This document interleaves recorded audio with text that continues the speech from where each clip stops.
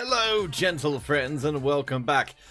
It's my good self here today with Caldagum. Caldagum, how you doing? We are into the playoffs, or play-in stages, sorry.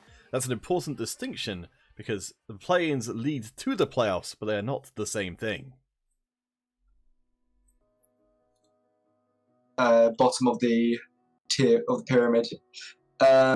Not the most stable of foundations, you could say, but wheat has been separated from chaff, as it were. And now we're into we're into the crunch time of Division 5 or Tier 5. So yes, so right now, from my Division 5M, I spectacularly failed to make the cut, but the Misra, who did make the cut, is actually playing right now against the Sewer Kings, and I think they're doing pretty well. 2-0 at the moment. Oh, is it 2-0? Gosh, it's gone up. Well, according to Cabal TV, it's 2-0. Yeah, so that one started off pretty rough, I think, for the Sewer Kings. They got, what you're saying, they got blitzed early on, and Misra's got some pretty heavy hitters on that Underworld squad, so...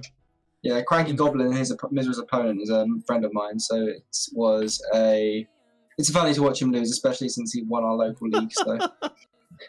Yes, I mean, I guess that's a real sort of big fish, small pond kind of thing, isn't it?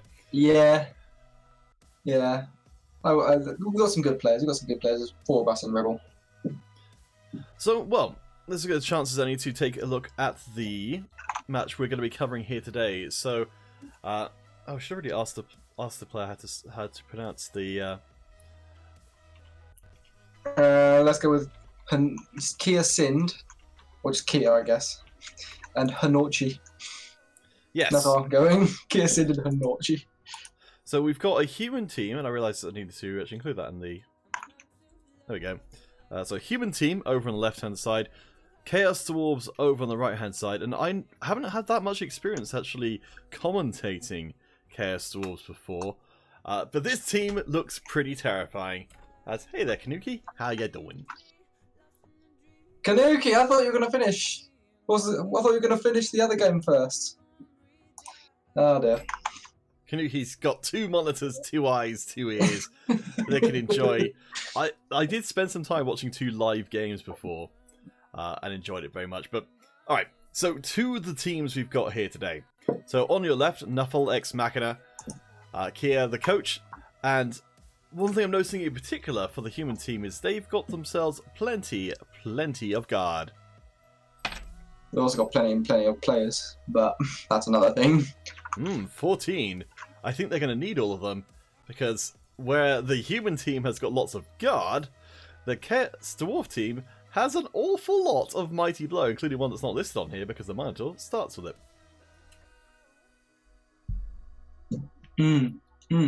Yeah. Lots of players.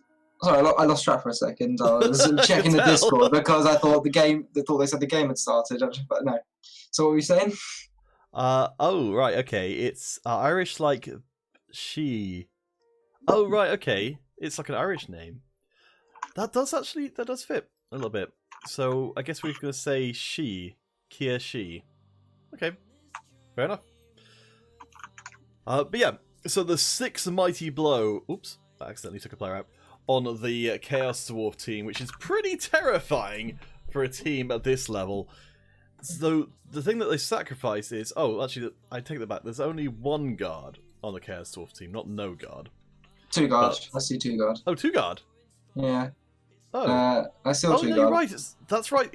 There's only... Okay, so There's 2 guard, there's 4 Mighty Blow.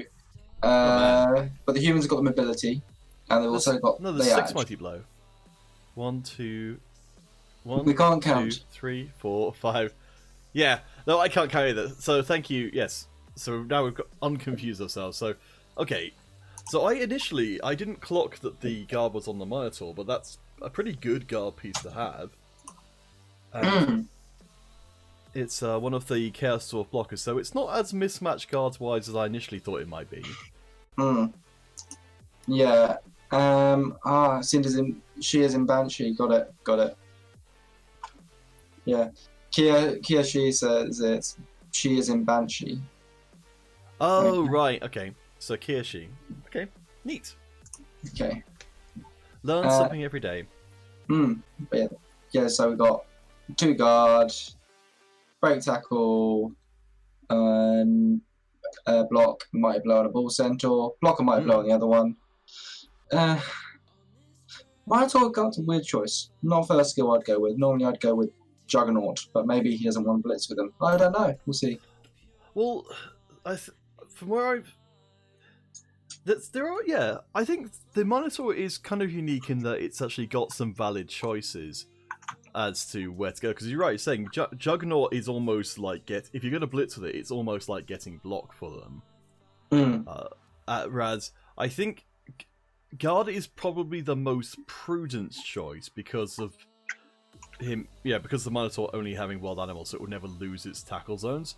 So like that will always be useful, no matter how badly it behaves itself. Whereas anything else, you're going to be rolling some dice to have it do anything at all. Yeah. I do think getting Guard early on is a suggestion that's probably the only skill they will get. Like, yes. If Guard you want maybe. them to level, maybe Claw. Stand firm. Another thing that could be considered. Yes, I think if they do level again, I'd assume that REBBL will be getting Stand Firm, and then that'll be it probably for the rest of their life.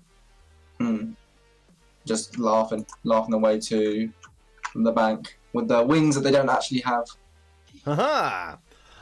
Well, it's almost time to get started. In fact, I take it back. It is time to get started for our first game of the play-ins in group number A. So this not only will function as a piece of light entertainment for everybody here today, but it will also serve as a little bit of a scouting for your good self, Caligan, because your Wood Elves are in this very division, and these are the very opponents that you shall be playing down the line. I have a stake. Let's go with that. I have a stake. I don't know who I want to win. Probably the humans. I probably want the chores to be beat up more. Because mighty blow, lots of mighty blow.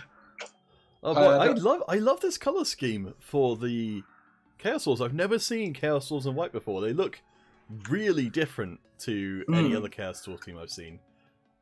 Yeah, it looks pretty neat. I do hope that our coaches aren't eavesdropping now, since the game is live. So we'll assume they're not. We'll assume they're good boys or girls. Yeah. I don't know. Well, Hunchy certainly has dropped out. Kia, if you're still around, definitely. I would think it would be much better focusing on the game anyway. I'm not sure whether or not we'll have any particularly valuable strategic insights here, but let's see. Yeah, so, well, what we're seeing is a dwarf going there nice, got a nice standard defense, protecting all their important guys. They have left Mighty Blow Claw to be a bit of a target. I don't know. Yes, I'm not a big fan of that either. I mean, as much as we've got AV9 and Thick Skull, meaning that it's pretty hard to deal with any Chaos Dwarf players, it seems like I suppose you don't have a huge amount of other options.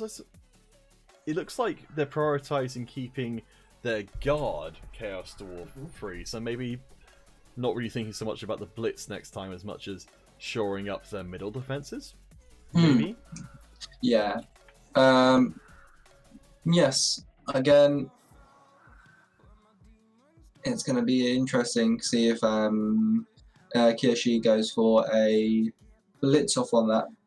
Tries to blitz down that one, or just tries to get a safe position and let the dwarves come to him. Okay, let's actually get some team values back on the... Here we go. Team values, and... Everything was slightly last minute. Yes. Alright. I think that's alright. So let's just modify this team value to be the stuff that's actually on the pitch, because we are at the point now where before I didn't really have to bother with this, but now there actually are players who have been kept in reserve. So Knuckles, Rookie, and There is 200 off the pitch for the humans, and there is 40 off the pitch for the dwarfs. sorry, 40. 40 off for the dwarfs. Oh, really? That little? Yes. Is that one hobgoblin then? Yes, and there is Oh, there they are. 200 off for the humans. Okay, so they're at. So there we go. So I don't know if there are any inducements. Oh, that's right. So for the Chaos Dwarves, they've got a wizard coming into this one, and as expected, here nothing extra. The fan advantage modifier going to the Chaos Dwarves as well, so they should be looking for a payout here. But one thing we do note is the humans have got a babe and a cheering fat and a cheerleader to cancel that out. There's the kickoff. I don't think the humans have got a babe, have they? They've got an apothecary. They've got a cheerleader and a coach. Oh, that's right. Sorry, yes, they've got a cheerleader and they've got a coach. Yes. I Yes, think sorry, I'm slightly ahead of you. Might be, I pause. don't know. Let's see. I'll just fast forward and see if it takes me anywhere. No, don't worry. All right. Okay. I just paused for a second. That's why. So let's see. So First block. we've got a human team who's set up, which looks like they're just going to clobber all of the Chaos Dwarves here, but it doesn't look like they're maybe looking to really advance. No, they don't need to. These guys are good. These guys are good coaches. They're gonna be. They're all about risk management and minimise blocks. I've been told that Kiyoshi is someone I should be watching out for quite a lot. So, oh, Kanuki, thank you for letting me know. Apparently, there's several versions of Blood Bowl 2 on Twitch, so I've apparently got it set to the wrong one. So yeah, I've got Blood Bowl II, so apparently I should be Blood Bowl 2. Okay, thank you. With a face. Thanks, Kanuki. Yeah, as I said, the blitz on the dwarf, only push. Not going to re-roll that. There was a foul opportunity. There was a potential foul opportunity if he goes down, but obviously that's not going to happen. The Trolls have got a dirty player, but they only have a bench of one, so you won't see that much fouling. They'll hope to win by attrition on the punching front. Yeah, I mean, coming into this one, so the only advantage the humans have really got is that they've got more guard. So I presume that Burnt Soul, the murderous Chaos Dwarf piece, is going to be spending every turn as far as possible going after them. Wow, a actual hit with the Ogre. That seems extremely risky. Oh, hey Mitra, congrats on your win. Yeah, I was watching that game because Cranky Goblin's a better man. Mitra, good job. I kind of was rooting for you because he did beat me in our side league, in our local league. Yeah, and if you guys watching haven't come across Mitra before, they are coaching Underworld, and they managed to come through Ramp Up and win the division I was in, which was pretty darn impressive because they had a enforced loss. If Mizra if you managed to get through, you could have been facing Cranky Goblin today. Who knows? Yeah, I mean, it could happen, but to be fair, Mitra beat the heck out of my team. I didn't really know what to do against them, and so I just got my ass beat. So, I mean, I think, looking at some of the teams that are in the play-in stage, certainly in play-in Group A, I haven't looked through Group C, which is where Mitra is. But, like in this team, we've got a murder player who's one level away from having Mighty Blow Claw piling on. So is as effective as a murder player as they'll probably ever be. The problem with piling on Chorf is because they're movement 4, then they're not going to... That's an every other turn blitz with them because obviously they're not going to be... there's the murder player. The murder player can't get to me if I'm 3 squares away. Well, 4 squares away. If he's on the ground. Well, I mean, this is one of the reasons why I'm a little leery about Honshi's... Honshi? They're advancing down the left-hand side. So they've got their players within reach of that murder, whereas if they were... I mean, I guess presumably they could be over this side. They wouldn't have to go very far to be more or less out of reach. You've got the teams the wrong way around, I just realised. Haunchy is the Chorfs, Oh, Yeah, so it should be the way around. how embarrassing. Thank you for letting me know. Alright, there we go. All sorted.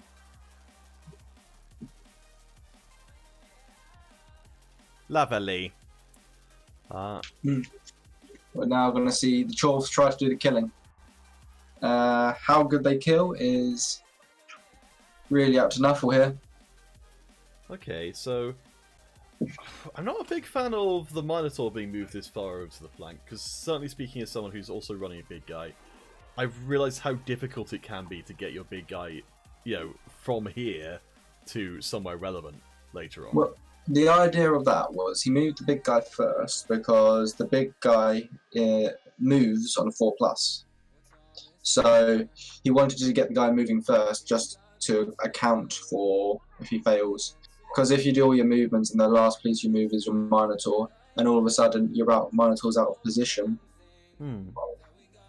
he wants it so the Minotaur can block next time. That's why he did the movement. He moved it into fight zone, away from the Ogre, because obviously he doesn't want to get mighty blowed by the Ogre. Because the Ogre will outpunch the Minotaur if the Ogre gets a chance to. Oh, hey Blupblip. Thanks for dropping by the stream. I don't even remember if I told you that this is where I stream to, but I'm glad that you did. So Blupblip is the master of... Oh, hello. It's the first attempted block. And it was on a lineman with block. That doesn't seem like the priority target. It was the only available target. That's why it was the only available target. There was no real... You couldn't really get a safe, controlled 2 dice and keep anyone out of range of being punched next turn on one of the guard players. I mean, I wouldn't have minded seeing the CDorf blocker with guard moving up, so you could then get a 2 dice hit onto Edwin. Just because because I know he's a blodge player, but you've actually got tackle on your murder piece as well. So I don't know. Yeah, it was just reliability. I think to try and watch what it's safe, because the 12 players. If he keeps the 12 players on the pitch, they are going to do damage to humans. That's just a fact. Is can the humans dish out what's going to come their way? Can the humans fight? Because technically humans are a bash team. They're just a very bad bash team.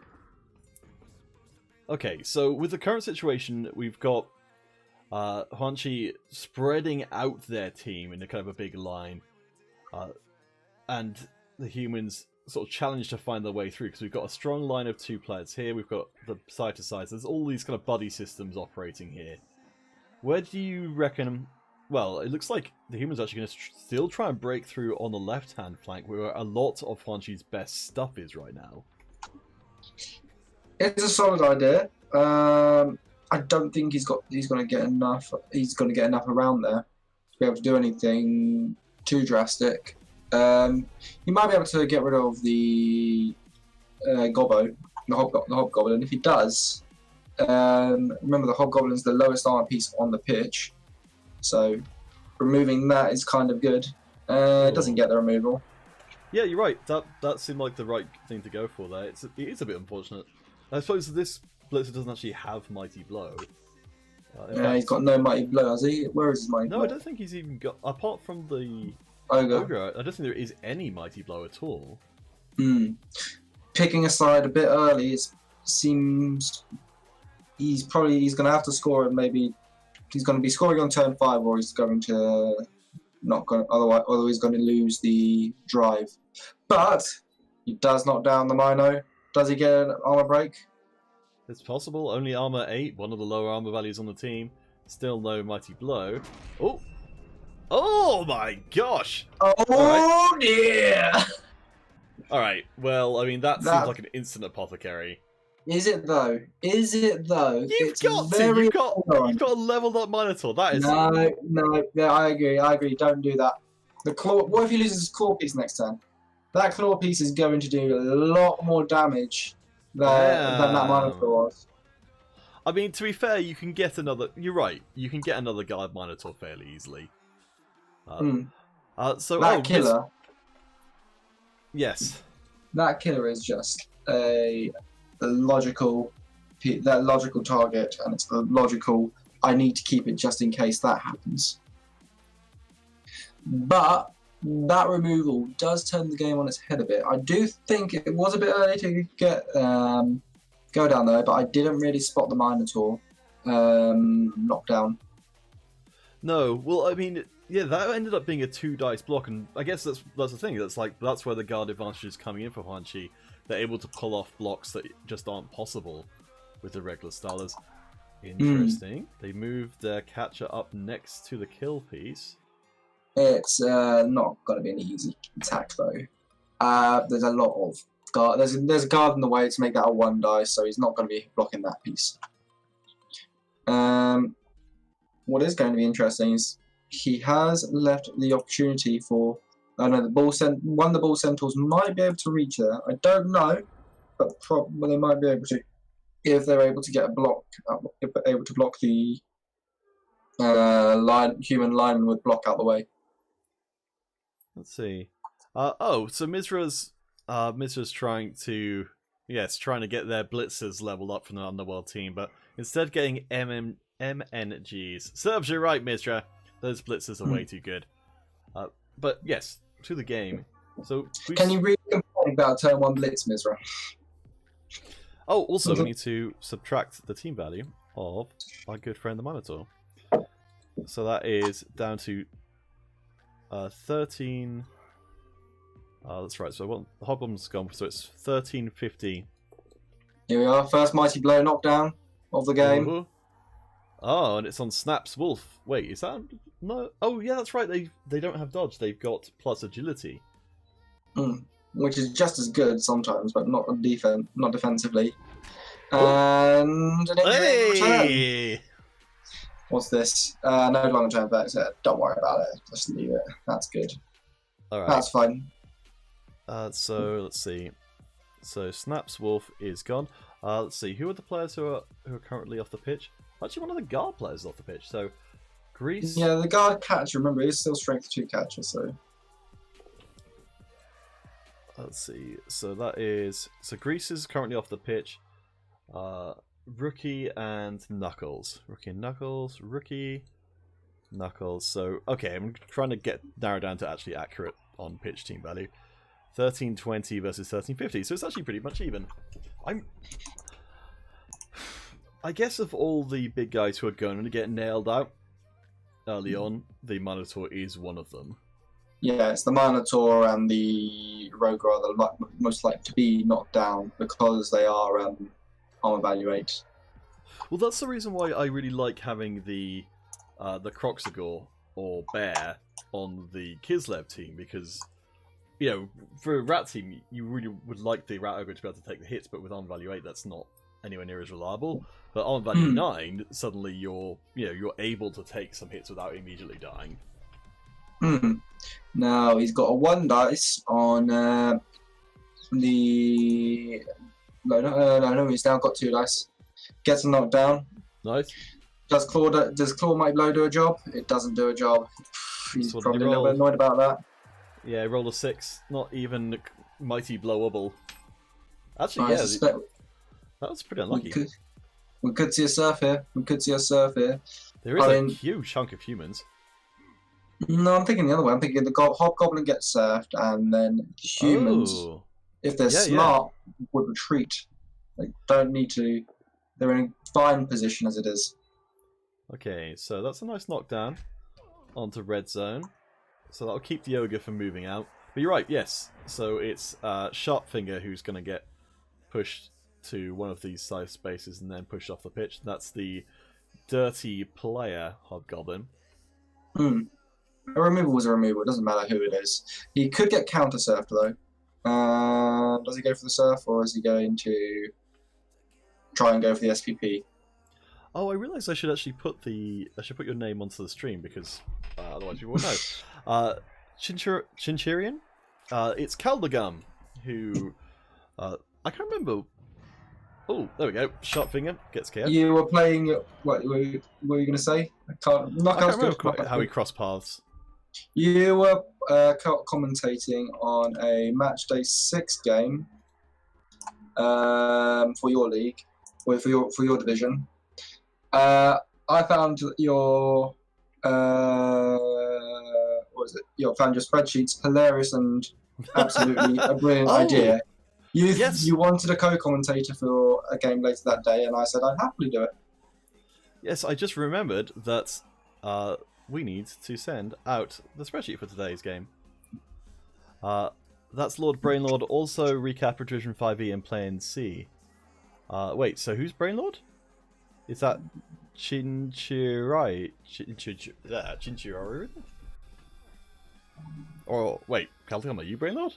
I'm so confused. Nope, I'm not Brainlord. Okay, I don't know. Oh, I see. Oh, Let's see, Chinchirorian. Oh man, every time I read it, I just get more and more confused. Cool. Chinshirin boy. Let's go with that. Chinshirin boy. Chinny Chin Chin. Could you post a link to your YouTube page or Twitch so that we can go check out one of your recaps? Because I'm always fascinated, because I'm still pretty new to the Blood Bowl scene, and I'm extremely new to the REBBL scene. So finding out what other people do for recaps has been very helpful so far. But anyway, we're going to be ignoring the game. He's positioning to move backwards, which is obviously the right idea. There was a slight chance if he has to do the movement first, and he's got to hope that the ogre. I would have done that. I'm going to move the player back first because again, what if that was a double skull? I'm a little worried about this dodge here for Dieter, who's next to the kill piece, because all these Chaos Dwarves I've got tackle. And I'm tempted not to do that dodge. Yeah? Yeah, but definitely bad. But I'm tempted not to do that dodge because that dodge. Ooh, has he left an opportunity there? I can't tell. Like three dice, 3 pushes. I'm not a big fan of Kia continuously going for blocks with their ogre though. This feels like they're really asking for it. That lineman, sorry, that thrower is now in blitzing range. So, in fact, it's blitzing range with 2 different pieces. We've got the not anymore. But if that dodge failed, then you've got a 2 dice coming in from the bull centaur back here. Oh yeah, yes, of course. It's so easy to forget how overstatted the bull centaurs are, getting sprint and sure feet. Like, you could presumably at some point the bull centaurs had a much larger movement, and it was considered to be too strong, and they thought this was the way of kind of like effectively giving them that movement 9, which is presumably what they had at one point, but putting some degree of that's definitely the case. That's definitely been the case with Wood Elves. Wood Elves used to have this. Well, sorry, I believe Catchers used to have the same movement as Gutter Runners, and that was considered a little bit too much. Humans doing quite well in the attrition front. Now it means the Chorfs haven't really got that many blocking opportunities here. I think obviously we've got a lineman and a blitzer with dodge guard, a bit stuck. So he's going to struggle to get those out, but once he does, they are hogging up potentially 2, even 3 pieces on the left-hand side of our pitch. Yeah, so far. Yeah, we've not seen the ball advance into the Chaos Dwarven half at all. But that's completely fine. Thank you for the link. I will definitely check that out once it's done. Let's see. Where do the game screen caps come from? Interesting, I'm not quite sure what it's referring to. So there's a re-rolled and a tackle. So that is going to be... Re-roll. Ooh, no armor break. It's a double 2 on the armor roll. Oof. That player could be down for a while though, because I don't think you want to stand that player up at the moment. No, that's a guard pieces. It's 2 red dice with no re-roll. Clonked. And armor broken. You hate to see it. I think what we're seeing is Hanochi Huanchi. That's how you say it, Huanchi. Yeah, that sounds right. Huanchi has been a little bit greedy. That's what we've seen there. Well, when we're looking at a Chaos Dwarfs team, I certainly, again, because I don't have a lot of experience with Chaos Dwarfs, I sort of mentally substitute them with the Dwarf team. So I'm like, oh, they can do it big, guys. They've got a Troll Slayer with Dauntless. Whereas that's something the Chaos Dwarfs team very much doesn't have, especially now they don't have a Minotaur. So it looks like we're going to go after, the humans are going to go after the killer. Oh no, going after Gobbo, because that's an SPP greed. Yes. Don't reroll that, don't reroll that. Well, I mean, Take the push. you've got a pretty good chance. Let's see, you've got 3 rerolls left. It's got to be tempting, though. It is tempting, but you've got to remember that's the first block he's made this turn. He's got another block coming this turn. He's got a Blitz, and Blitzes are generally the ones that you're going to be most important with. You know that he's going to use the, well, they're going to use the Ogre to hit something, because they've done it every other turn. Yeah, well, there is a Trough standing right there. There's a 3 dice opportunity as well.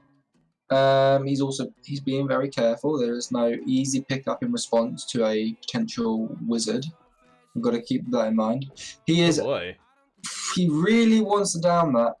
He succeeds in doing so, and it also will push the killer out of the way. As there we go, Ghostbane gets injured, badly hurt. Not too shabby. That is the sure hand. So that's the. I believe is that the only ball picking up? Oh wow, that's the play! You use the Apothecary on? Sheesh. Again, a weird choice.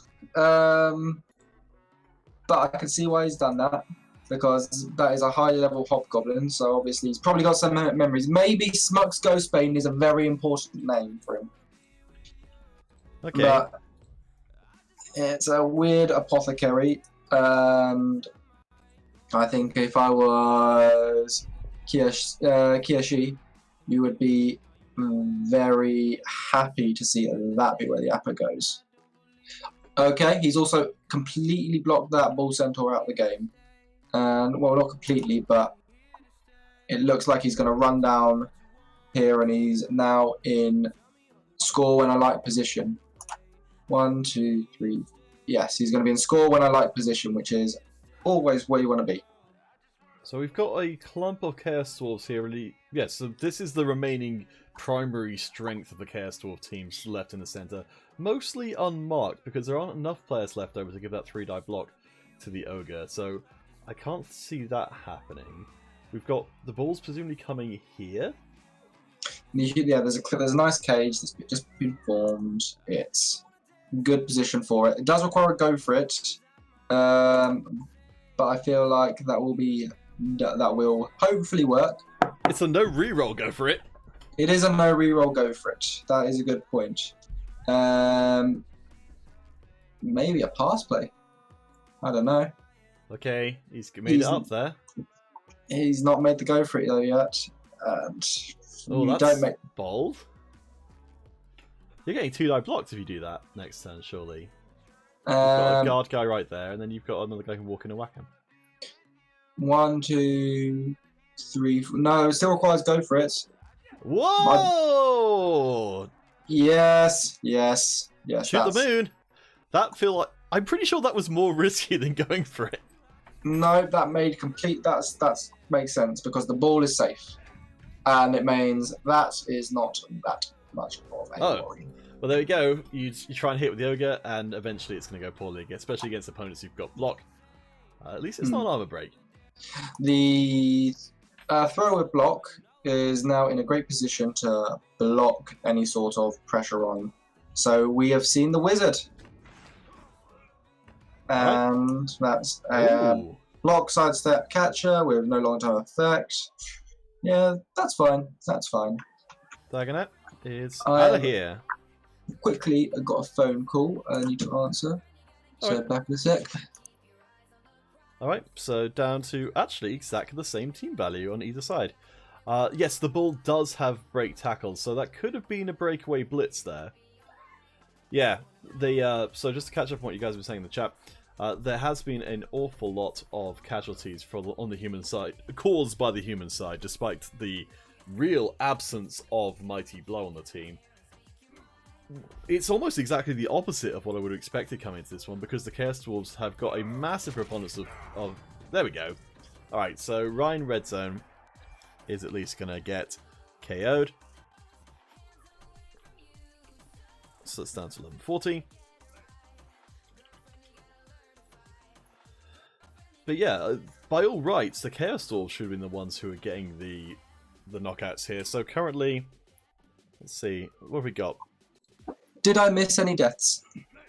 So there's 2 badly hurt humans. Oh wait, who do I forget to put in? So Dart is badly hurt. So 2 badly hurts and a KO. We've got a Blitz coming in. Ooh, that's no good.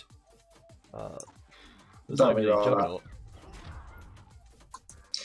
We're going to see probably an attempted pickup by this guy, the other Mono. He's got agility too, so it's not that unlikely. And yeah, it succeeds on a 6. See, they could have been a Khemri. They could have been a Khemri Callaghan, and they could have still managed it. Don't get me started on Khemri. I had a bad experience with Khemri in my group. Oops. So normally, I'm not a big fan of putting the ball onto players, sort of effectively big guys as the ball center is here. But this is the ball center who's got break tackle and effectively movement 9. So he's actually going to be able to break up the pitch pretty well. And if the humans don't get him down this turn, then everything they've been trying to do is going to go to hell. The humans might be able to get 2 guard on. They might be. I wouldn't have placed the ogre there.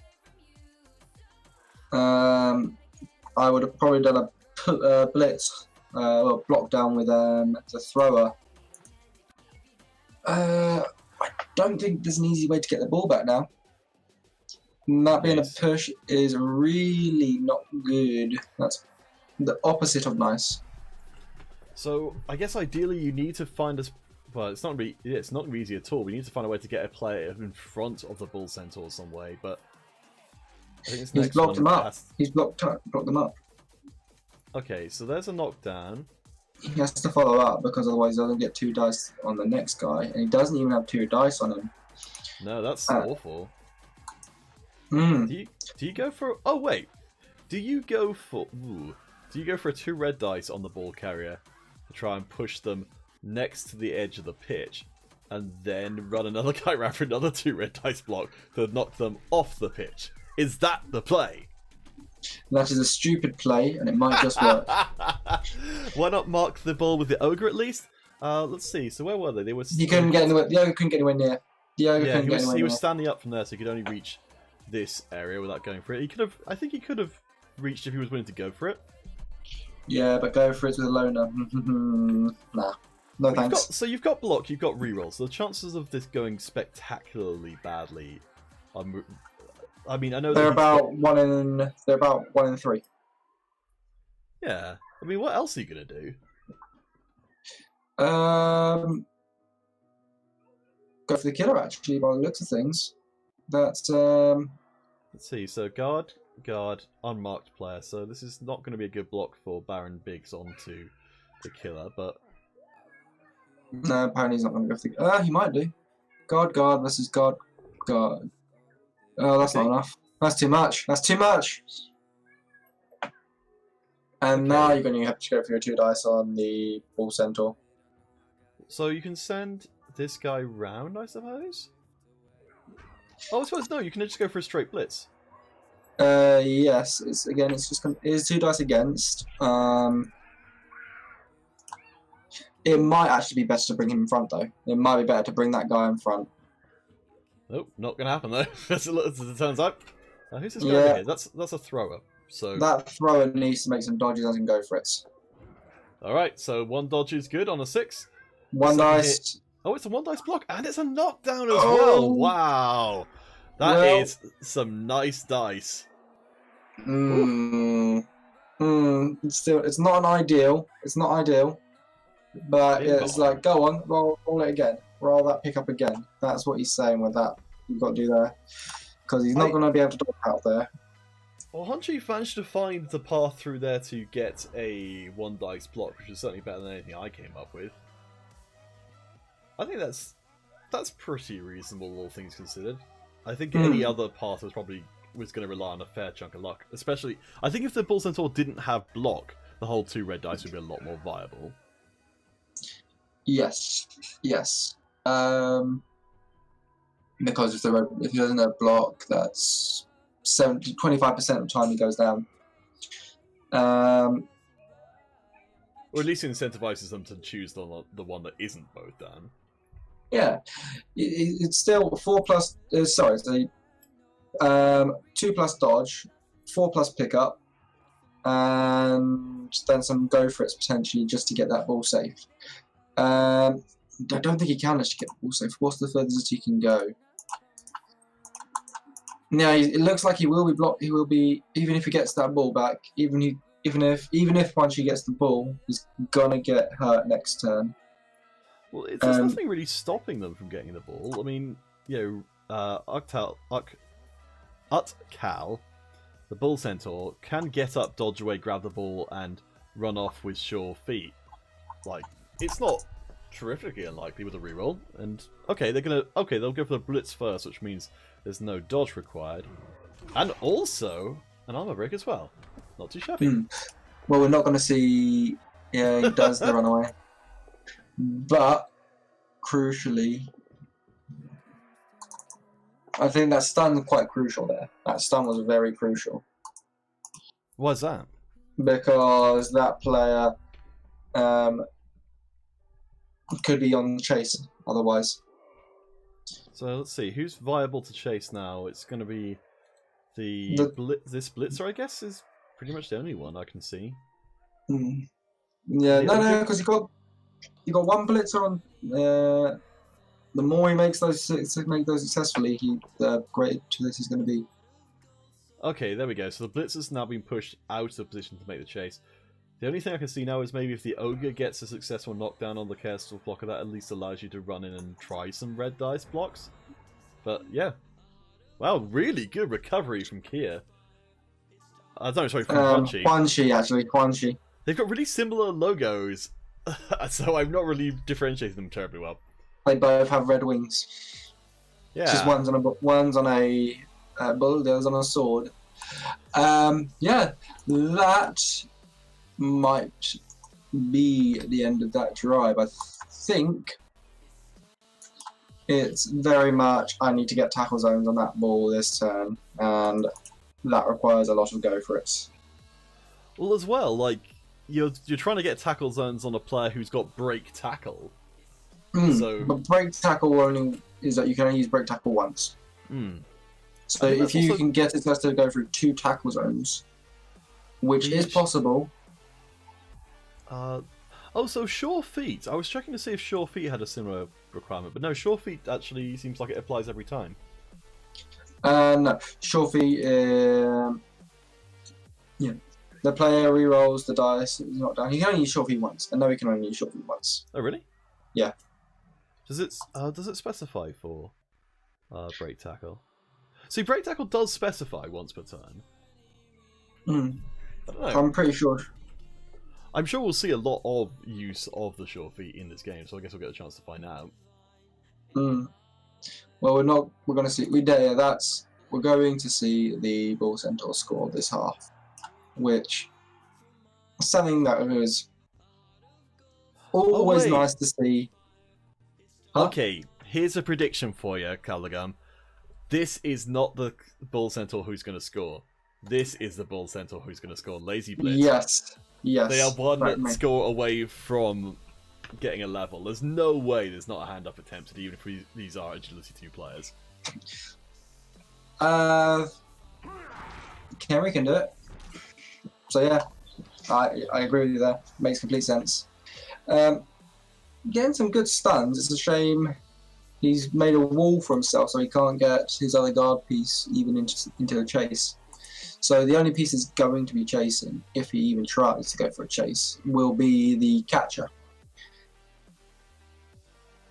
Oh, interesting.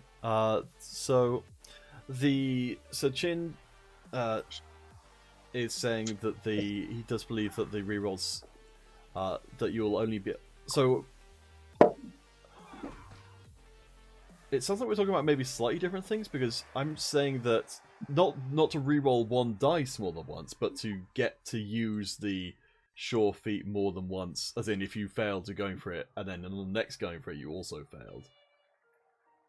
So I don't know if that's the same thing. Oh yeah, because break tackle isn't a reroll, which is why it needs to be clarified. But skills can only ever be used once. Because break tackle isn't you reroll the dice. It is you choose. What is it? It's the actual wording on it. The wording on it is if a player fails a dodge, he may use this skill instead. Use the strength of his dodge once per turn.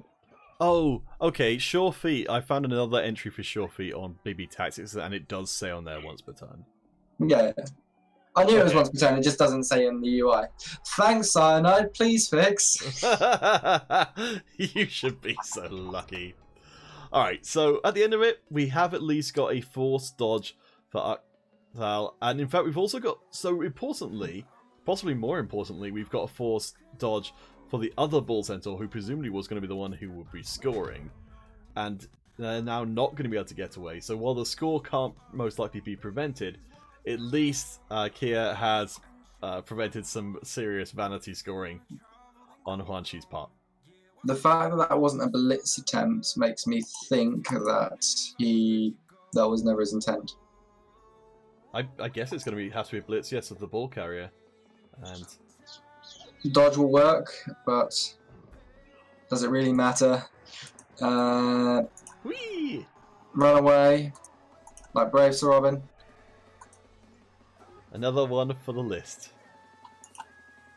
There we go. So the sure feet have been cashed in there. 6, 7. Go for it. Go for it. Yeah, there's no touchdown there. There's no touch. Yeah, there's no way of stopping that touchdown now. Oh, sorry. There's no likely way of stopping that touchdown. No. It's going to be, oh please, Nuffle, make it roll double one, which does happen. I mean, you've got to end up with a. I kind of feel like at this point the catch is just as viable to take out the ball carrier as anyone else's, because you've got to make an uphill block into block. So the only good dice you have are defender down and defender stumble. So that's extremely unlikely. But yeah. You know, I'm kind of wondering what Kia is feeling like now, because there have been 2 successful pickups for the Bull Centaurs when it was extremely important that they managed to do so. Like, if you, Caldeon, if you were in Kia's position, how would you be feeling? Be honest, I don't know how much Kia's played Blood Bowl. He's probably played enough to get here, so he's probably a little frustrated. But I don't know. When I used to play against Chorfs, I used to get very frustrated when those 4+s came off. But now I'm just apathetic to it. It's like I've seen it happen too much. I've seen the Rat Ogre intercept. You know, that's it's one not. You would remember. To be fair, it's that sort of thing. It's like you become desensitized to a 4+, especially because a 4+ is actually quite likely. But it doesn't feel like it's that likely, because if you're playing, especially if you're playing a human team, you're trying not to do pickups in tackle zones, so you don't normally go for 4+s. But sometimes. I was just thinking that okay, so there we go. We've at least got a marked player, so there's a small possibility to not score. But I think it's just because I certainly am not. I don't know if this is the case for you as well. Of just of not being used to the idea. Because most of the time, yeah, exactly as you said, you would avoid anything that would be a 4+, but it doesn't mean that 4+ is necessarily not going to happen or is even unlikely. It's just that you wouldn't choose to take it all the time. Well, considering they don't have loner, it's a 75% because you've got the reroll. It's why he's always choosing to do those blitzes beforehand, just in case he rolls on 1 instead. He doesn't want to roll a 1 on the dodges, but because if you roll 1 on the dodge and you re-roll that, and you roll a second 1. Demonstrated ably. Yeah, it's better. The maths work out better. You do the block instead of the dodge most of the time. So we're going to probably see a block and then run away. When it comes to the Bull Centaur. Yes. I mean, there's also a possibility that Dieter is going to get clobbered here because there is Mighty Blow on the Bull Centaur. That is true. But he's only going down. The catch is only going down 1/3 of the time because of the fact that he's got dodge and he's not facing against a tackle piece. Okay, so. But that 1/3 of the time happened. Mighty Blow. He didn't And now die, he's just gonna run to the other side of the pitch and going to laugh. Actually, no, he might go for. Does he have any knocked out players? One, but it's a Hobgoblin, I believe. Alright. Yeah, so he's not there.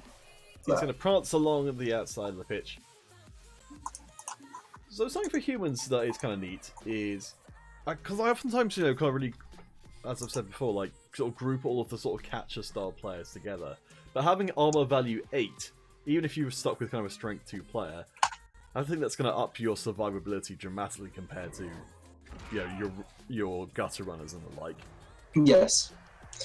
Humans have an armor value 7 on tabletop because it's very good having an armor value 8. Human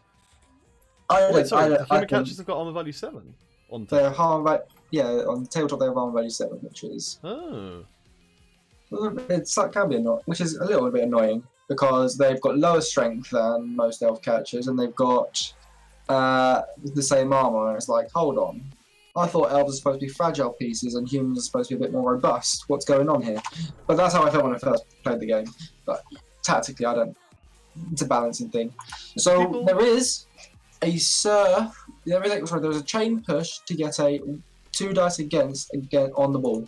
Sorry, there is a ridiculous play that could be done to get yourself a 1 die on the ball, and that requires moving the thrower. He's not even going to go. He's not going for it. But the idea would have been move the thrower behind the ball centaur, move the other blitzer behind the ball centaur, allowing you to chain push the movement 7 thrower out, so he only has to make 1 dodge and 2 go for it. It's a ridiculous play. It's not what he's doing. I think he's just moving pieces. He's just going to suffer a killer block and then probably get scored on. Okay, so and then just base it. Don't reroll. It's okay. Wasn't needed. And then you can. You could actually go if you do double going for it again. You can end up with a 1 dice block situation. So he's probably going to have to. Well, sorry, he's not got 1 dice because he's not got the reach.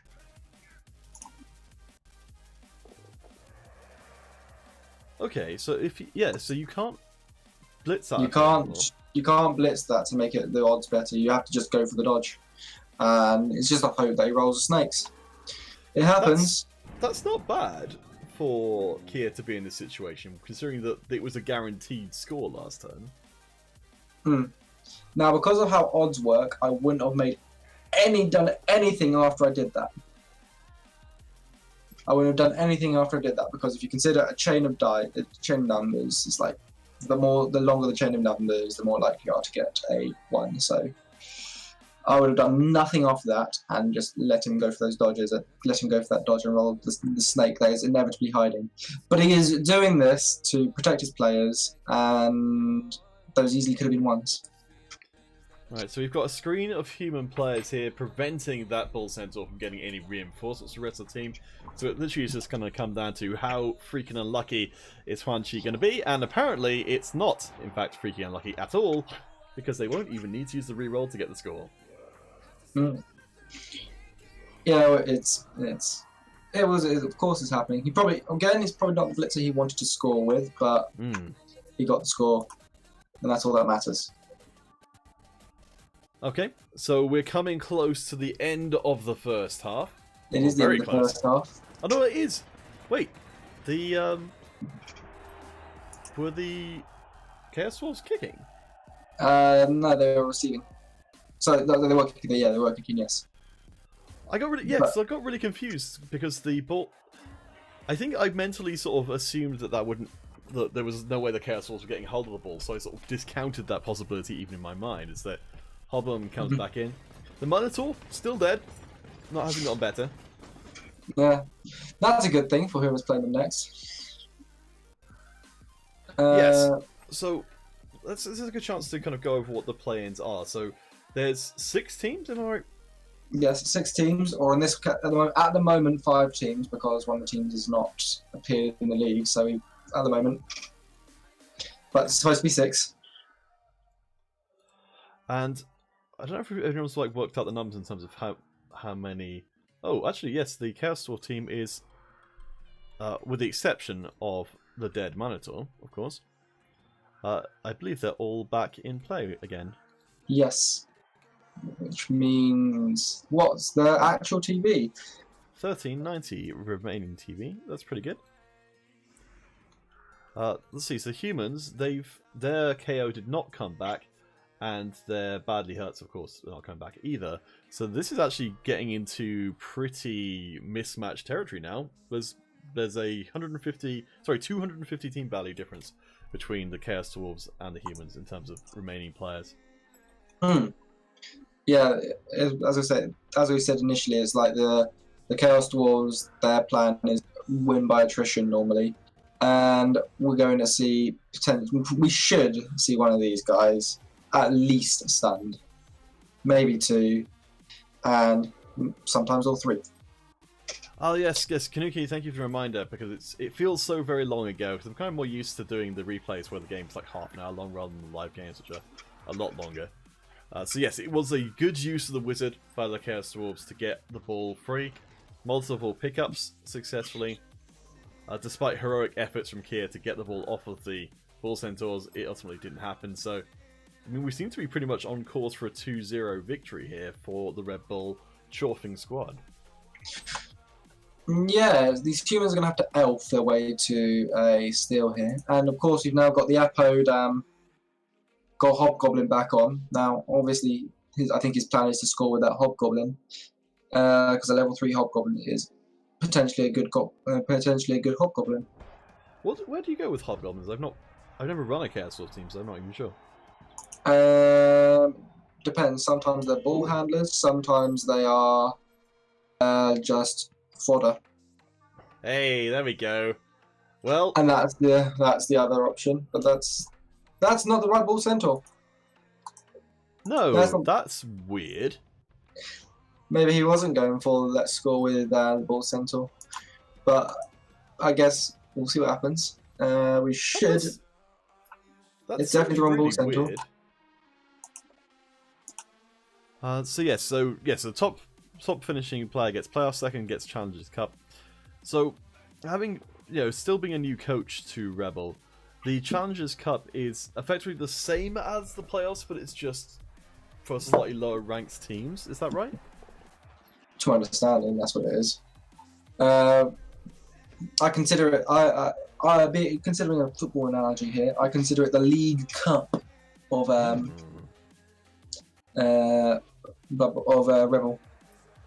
Okay. As someone who doesn't watch football at all, I will assume that that's the. Yeah, I mean, it gets. Alright, have you heard of the FA Cup? I've heard of it. I don't know anything about it at all. Alright, when it comes to English football, that's the prestigious prize. That's what every team is competing for. League Cup, it's good, but it's not the FA Cup. Okay. We're going to see a foul? No. So the killer player has already been used, and the presumed ball picking up player was unnecessary, who got knocked off the pitch before. So it's a Hobgoblin.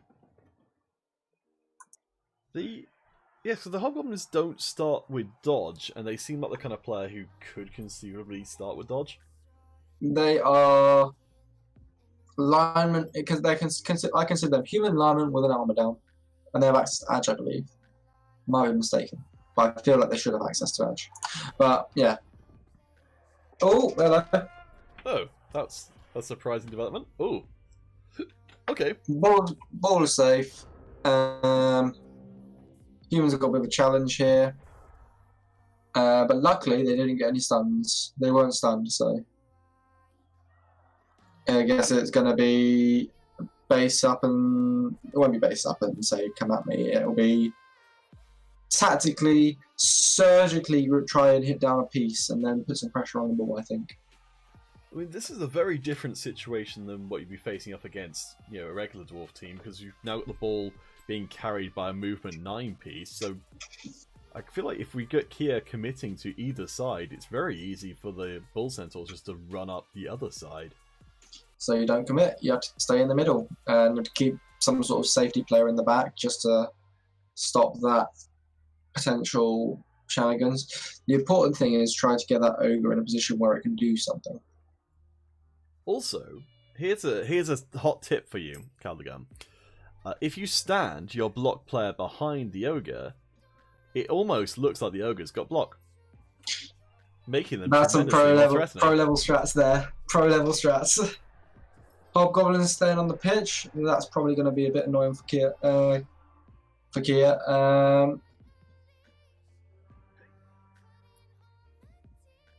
we're just seeing a conceded ground here. That's presumably at least a couple of spaces, maybe even 3, that the humans aren't going to fight for. It's a thing. I wouldn't do it, but you can, apparently. If it works, it works. So we will see what happens.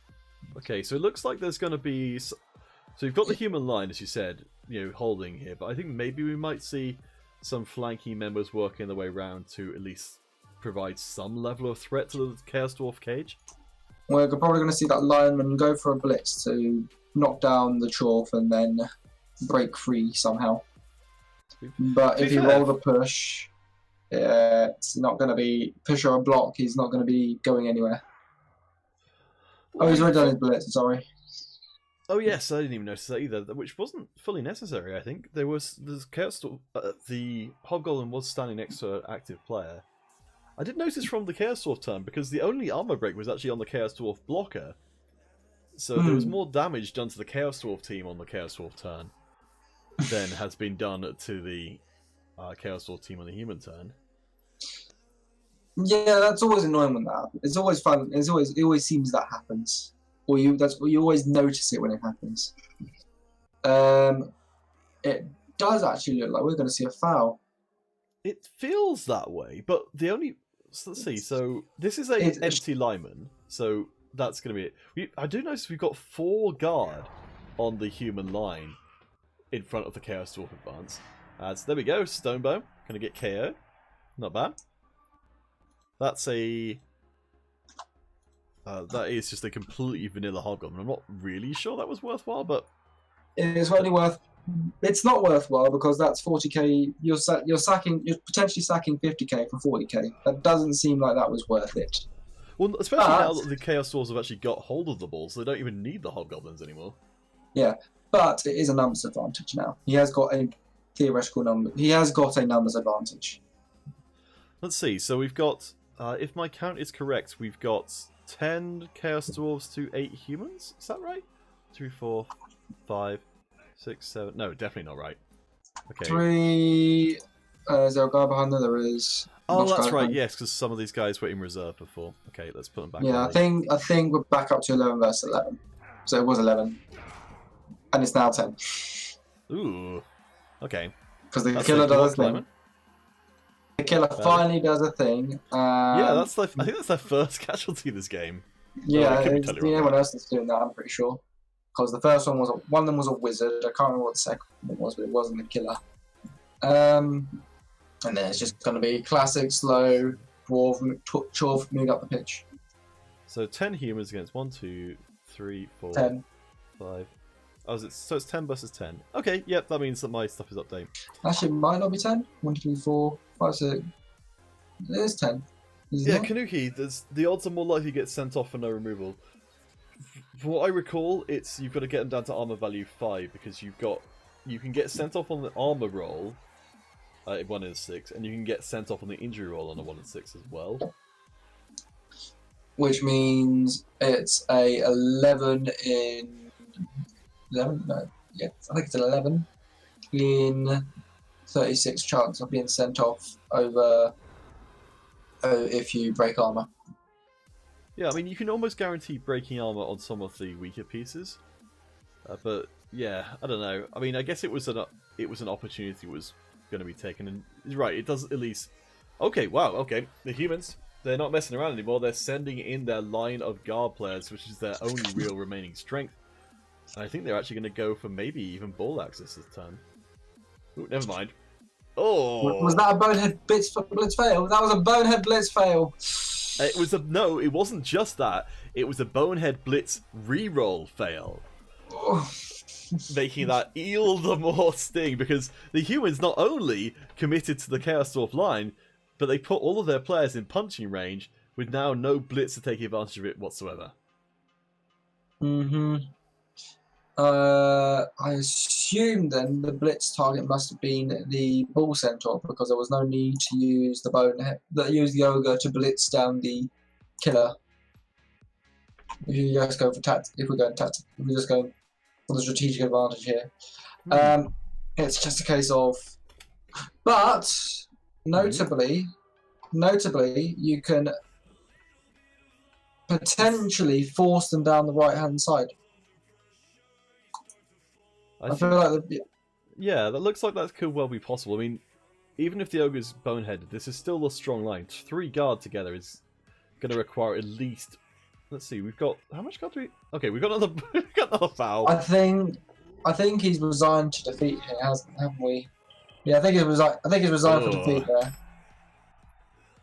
All right, so that's going to be not even an armor break for 50 team value. Oh boy. Okay. So I've got to update that team value there because it's a little bit better than it was before. Kanuki is bad with maths and probabilities, which making you not an ideal Blood Bowl coach.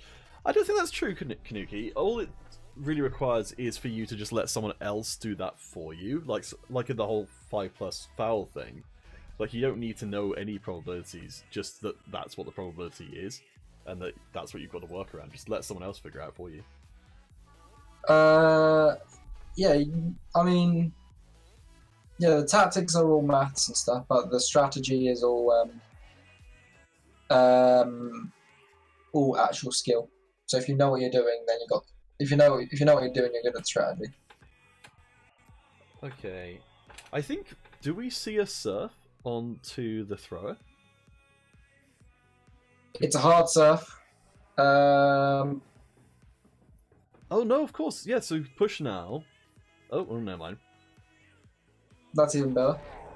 Oh, darn! I like that kicking animation. That's pretty cool. And that's a groin-strained bullseye. Apparently, the bullseye was bullseye got poorly hit placed. Bullseye got hit in the bullseyes. Oh boy. Yeah, so he can make a nice cage and score as late as he likes now. Yeah, just super safe. He was forced a little bit to go down this way, but not as much as he could have if he decided not to go for the foul.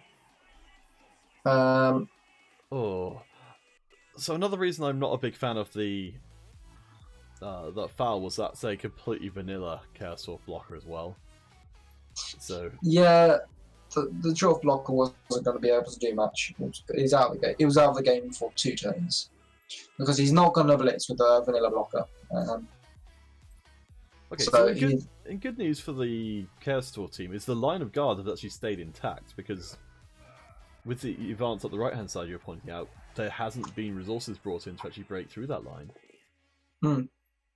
But it looks like we're going to get to see it now. But he's really got to move those players from the right to stop a switchback. He's really got to do that.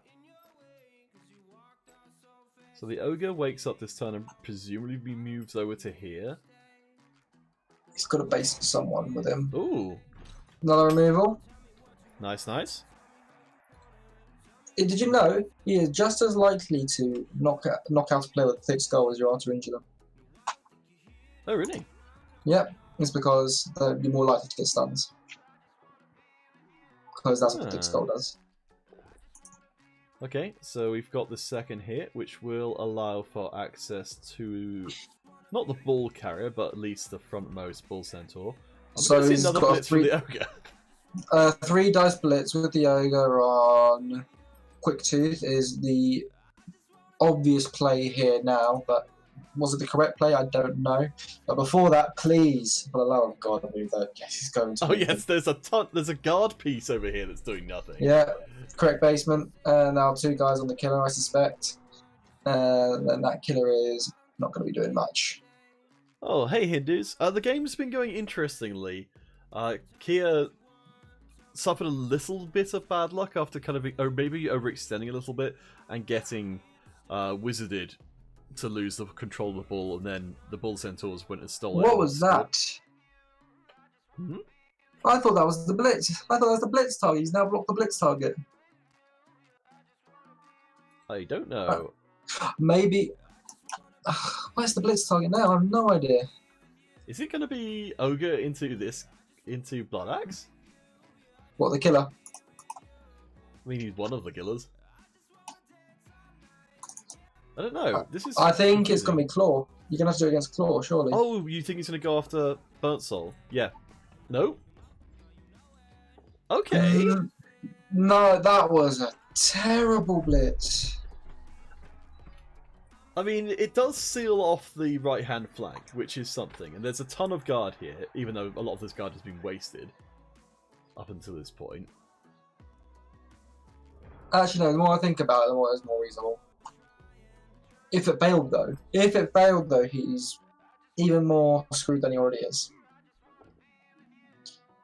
But we're going to see another removal here, because the way this... So... the way this game has gone, the claw did nothing in the first half, and the humans were looking like very close to go for a score. But then a lightning bolt, a well-placed lightning bolt, and completely switched the game up. The centaur picked the ball up, he lost the ball, picks it up again, and then there was no stopping him. Yeah. Now, bull centaur's going to run backwards. Yeah. Okay. He's now. It does put another player next to the killer. It is a 4+, 3+ for 1 dice. I think well, I guess just getting away from the claw mighty blow player is worth a dodge. Okay, so that's one of the guard pieces for the Chaos Dwarves is breaking through. So at the end of it, this line is evaporating. Okay, Kia's basically thrown their team on the sacrificial chopping block here to try and stand in the way of the Chaos Dwarf to advance. Things have gone relatively predictably, with the exception, I suppose, of the Ogre, who has managed to stay up, but is not probably going to do so after this. Oh, nope, just a push. I guess theoretically the human defense has stayed intact because none of them got injured and the Chaos Dwarves haven't moved forwards. Yeah, they're intact in a very flat sort of way. Yeah, flat packed. Hindu's missing an opponent. That's too bad. Yeah, he's the coach who's got the buy-in for Hopefully he shows up and realizes, oh, I actually qualified. I think I worked out why he's probably not realized that he qualified, because he is the coach that came second in ramp up, and that means you don't qualify. But normally, the coach that won ramp up, Mizra, qualified because he kicked the shit out of you. Yep. Which means. The thing I particularly enjoyed about that was, I think I was asking about it in the Ask a Admin Help channel, and someone made a really snarky remark about if you got beaten by someone who didn't even play all the games this season. I was like, ooh. Yeah. It's not your fault that Mizra was ridiculously good. Was that another go for it? No, it wasn't. Okay. So that's a blitz. Ooh. Ugh. Well. Bye-bye Ogre next turn. Surely we can get enough guards to kill that. Okay, so we weren't really paying that much attention this time. I'm kind of feeling like the game is pretty foregone at this point. The humans increasingly desperate to try and form a coherent defense. Haven't really managed to do so. I mean, they've got the ogre in the middle, and oop.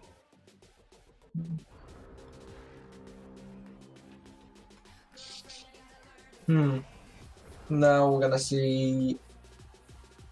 It's all about game management now. It's all about game management. He's got 4 rerolls, 4 turns. Make a channel down the right hand side and laugh away to your victory. You know, Caligon, that is something which I've noticed is not a necessarily a strong point of the Rebel Blood Bowl League, is communication. I'd love for there to be a Rebel communications officer who sort of took responsibility for making sure everyone understood what was going on and that all information was like up to date and everything.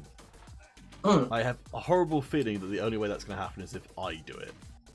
And I really don't want to. The only way Rebel could be better is if I run it. I mean, I'd much rather not run it. But I want somebody to take responsibility for making sure the communication is good, and currently it's just not. I mean, I've messaged the guy. So I messaged this guy because I tried to make the Discord group, and he didn't respond. He just probably just didn't realise. He probably didn't realise because Ramp Up. It was very confusing because Ramp Up's the second season they've done. This is only the second season that they've done Ramp Up, and the rules are different to how Ramp Up was done last season as well. I mean, Yeah, they were conflicting, weren't they? Because the to issue a correction, it was. Yeah, I believe it's like a Reddit account is mandatory. I think a Discord, the ability to check Discord is also quite important. So I just don't think he's checked it Reddit or Discord. I think that's the only thing that's happened with that page. If you think that you've lost, I guess maybe you would just be like, well, I'm not. There's no reason to come back anymore. Yeah, that's the only thing. That's what's happened. He didn't realise he's qualified, and that's why. I think you should let all count fit him. He's a good player. Top class. He's all right. All right, so humans are going to try and grab whatever SCP they can. A pretty rubbish dice there. Will at least allow him next to the ball carrier and an armor break as well. That's not too shabby. I mean, that's not where I'd put the guy down. Because if you pushed him sideways, there's still a chance that you can get someone there. Oh, is this a chance that we kill a killer? Can we kill a killer? No, we can't kill a killer. That would have been nice, though. That would have been an instant level up for Biggest there, whose full name I'm not going to read. Because I've got too much class. Oh, not unlike this guy.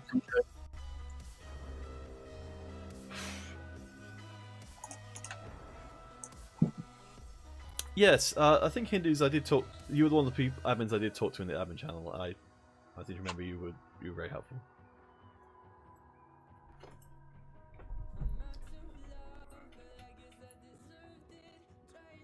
Yeah, the only reason that we got some confusion. Oh, hello. No, I don't know. It's a rookie. No one cares. It's a rookie. The only reason there's this confusion is because Counterfeit wasn't good enough to win his division. I mean, it's not wrong. Or Exodius as well, or whoever else was in that division. That's the only reason you got this problem. But yeah, so Hindus, has it come up at all, the idea of hiring someone who's specifically in charge of communicating with players? I think all the admins is kind of the job as the admins, isn't it? Though? Well, that's the thing is, I don't think it is. Like, as much as it's part of the job is communicating, I don't think it's because if you've got no one person in charge of it, then it means that it's completely subject to, every experience is going to be different with a different admin because there's no centralized thing. I don't know what it's like behind the scenes as to, like, I believe there is an admin Discord where everyone talks to each other because that's been the case for every kind of admin desk. But as for I don't know. Like, is there a Rebel Twitter, for instance? Rebel Twitter. That would be amusing. Would it? I don't know. It doesn't seem that reasonable. I don't think there is a Rebel Twitter, to be honest. I've not seen it. There's not a Rebel Instagram, I know that. Rebel Instagram would be pretty great. No, there isn't. Well, there's Rebel underscore Well, BB2.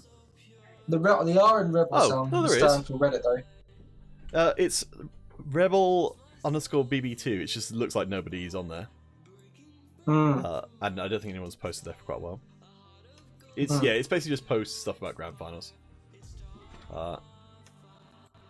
Okay, but yes, sorry, we've not really been paying that much attention to the game because it seemed that it has been a pretty much a foregone conclusion. As that could have been a level. Nice arm deformation on the ogre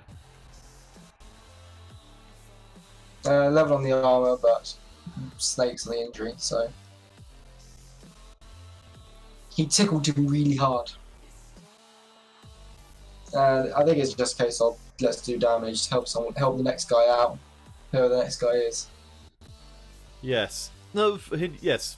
I mean that's Hindu's saying that like with the Rebel stuff being run on a volunteer basis, that getting someone to be in charge of communication is more than they would boot. That. Yeah, we're all fans. We're all hobbyists. None of us really want to get paid to do this, I guess. In this. Oh boy. Alright, I'm not bothering to keep the team values updated anymore because it just doesn't feel like it matters. Yeah. The thing gets all over. Surely. Okay, right then. There is no scoring threat here. Surely it's time to do the handoff. Surely we're going to hand off to the correct Centaur. Not this turn. Does he know he's got the wrong Centaur? There's 205 coaches and only 30 of them read the announcement. Yeah, that's fair enough. That's a good point, yeah. The thing I kind of think about is that I wonder how many times the same questions get answered in the Help Engine admin channel. Like, over and over again, because there's no easy way to see previous answers. Like there is an FAQs, but I suppose a question has to be asked a certain amount of times before it really gets put in FAQs, I guess. Yes, Rebel coaches are infamous for refusing to read. That's fair enough. You must have the ability to read in either English or one of the other major languages Rebel coaches speak. I don't know. Goblin. Elven, Elvish, whatever. And you must have a Reddit account. I know that's wrong. You must have a Reddit account because it is the Reddit Eternal Blood Bowl League. So that's something I was thinking of. The Kanuki, if you're a Rebel Dictator, you force all the new coaches to play for the Rookie League. Hey, there we go. That's a level for Slice Tongue. Aren't you excited to now be facing up against a level ogre? It's gonna be guard, unless it rolls a double, in which case it could block. It's not gonna be. I'm gonna run away from it. It doesn't matter. I'm elves. I'll just do elf things. I didn't even realise that the Rookie League wasn't obligatory for new coaches.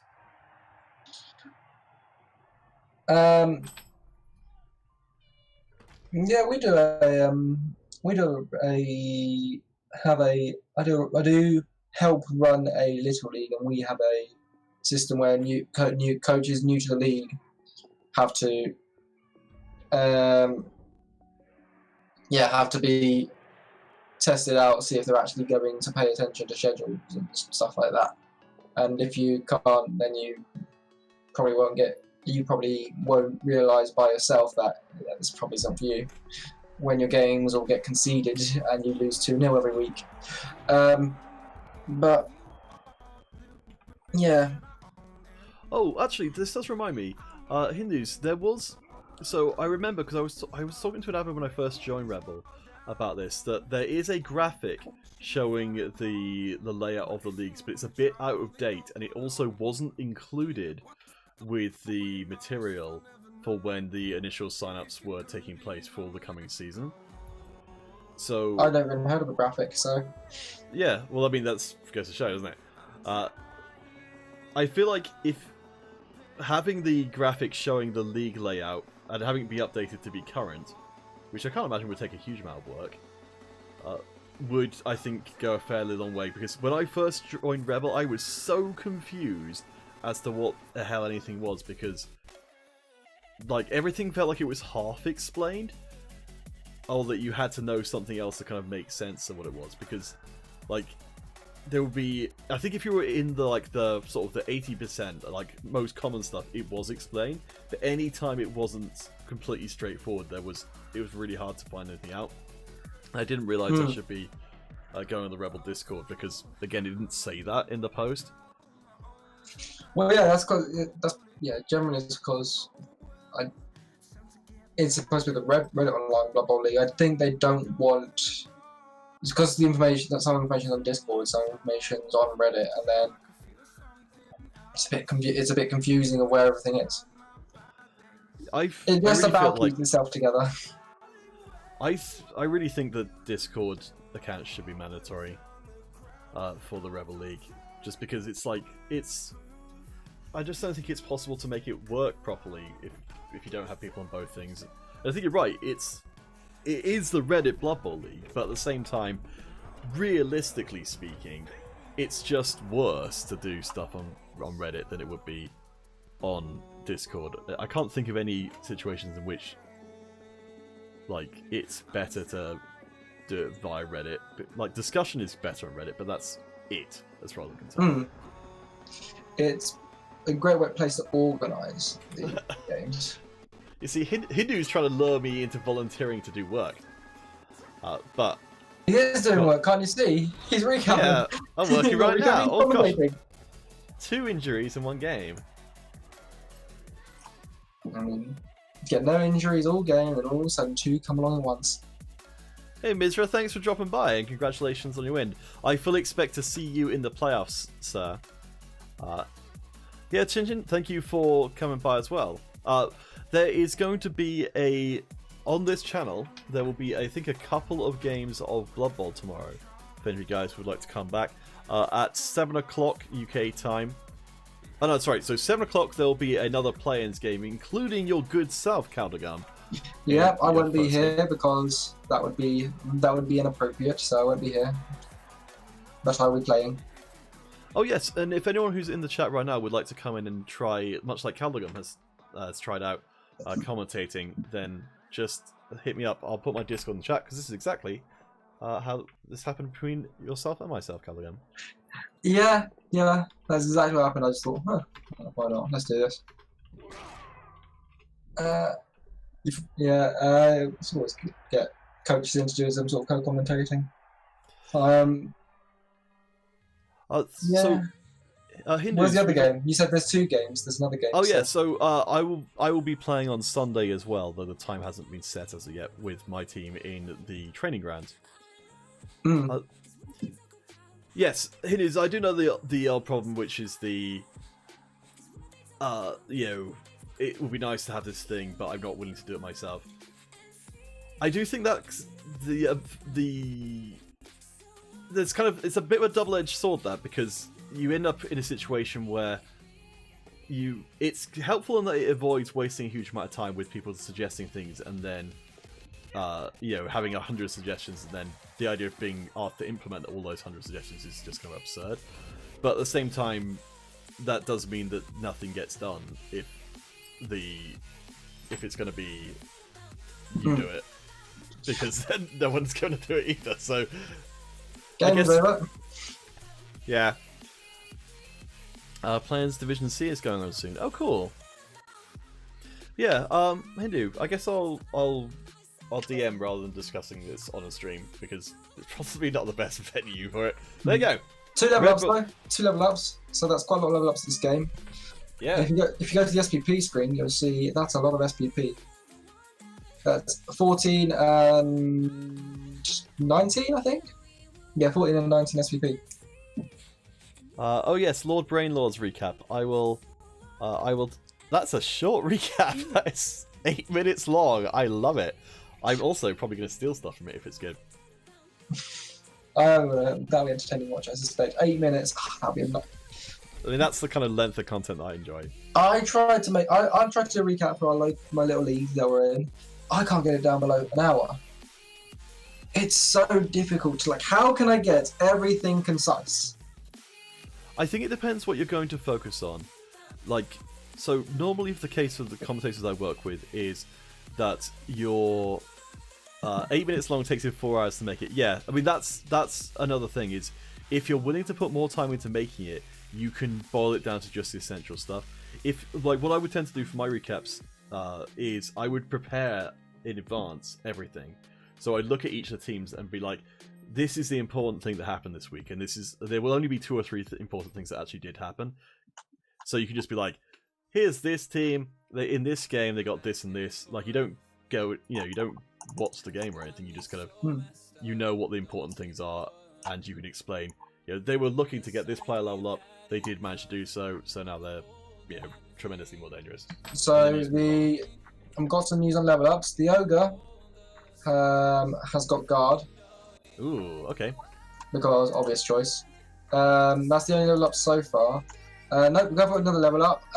The second Bull Centaur has got break tackle, and the Hobgoblin has got kick. Oh, nice. Is the catcher leveled up yet? The catcher has not leveled up yet, though. I'm trying to see if there's any other level ups that I've missed. No, there's nothing else I've seen. Okay, so break tackle on both the Bull Centaurs is going to be pretty nasty. Hmm. Could you give us a tease, perhaps, of what are your thoughts on facing up against the teams now you've seen them playing? No, those teams.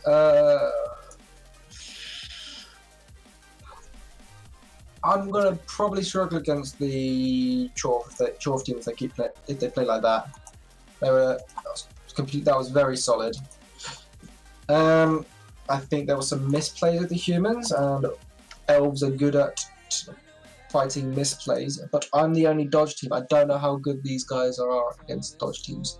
The lack of mighty blow on the humans does make me a little bit comfortable at the moment, but yes. I don't know how they're going to live when I face them. Well, they've got a lot of guard in there, so I think we're not looking at mighty, are we? So Gunther could get mighty blow, Hammer could potentially get mighty blow as well. But apart from that, I'm playing the dwarves next week. Oh, you're playing the Chaos Swords?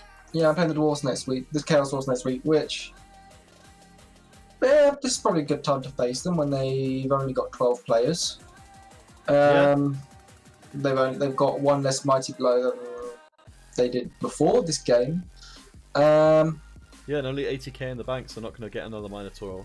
They might get another blocker, but I don't know. Can they get another blocker? I don't think they can get another blocker. I think they can get another blocker. They must be at capacity. 1, 2, 3, 4, 5, 6. Yeah. No, they're actually pretty cheap for what they are.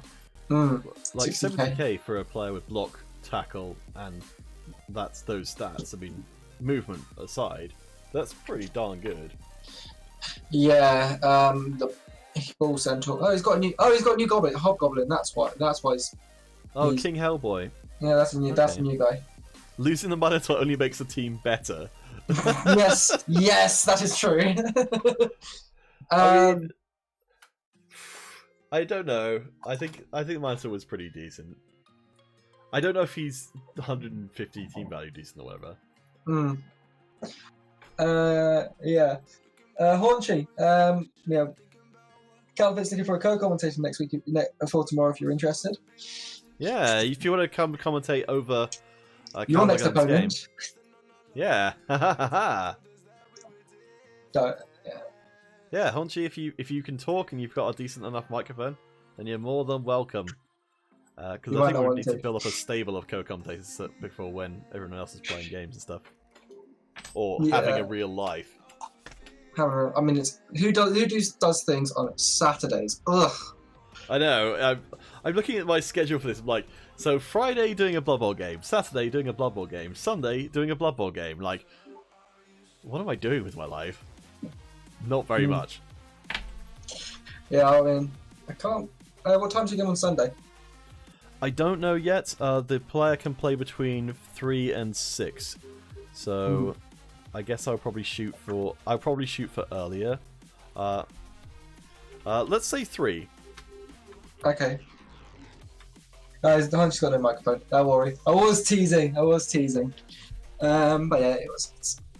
Oh yeah. Well, Hunchy, send me a Discord No. message. I know. He's got no microphone.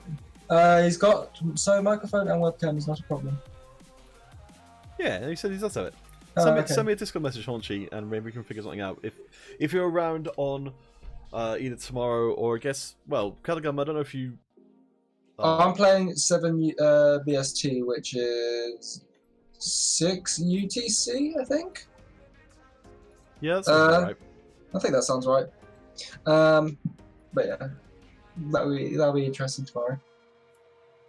So tomorrow you are playing against Saints Gone Wild, which is a necromantic team, and I seem to remember their team looked pretty nasty.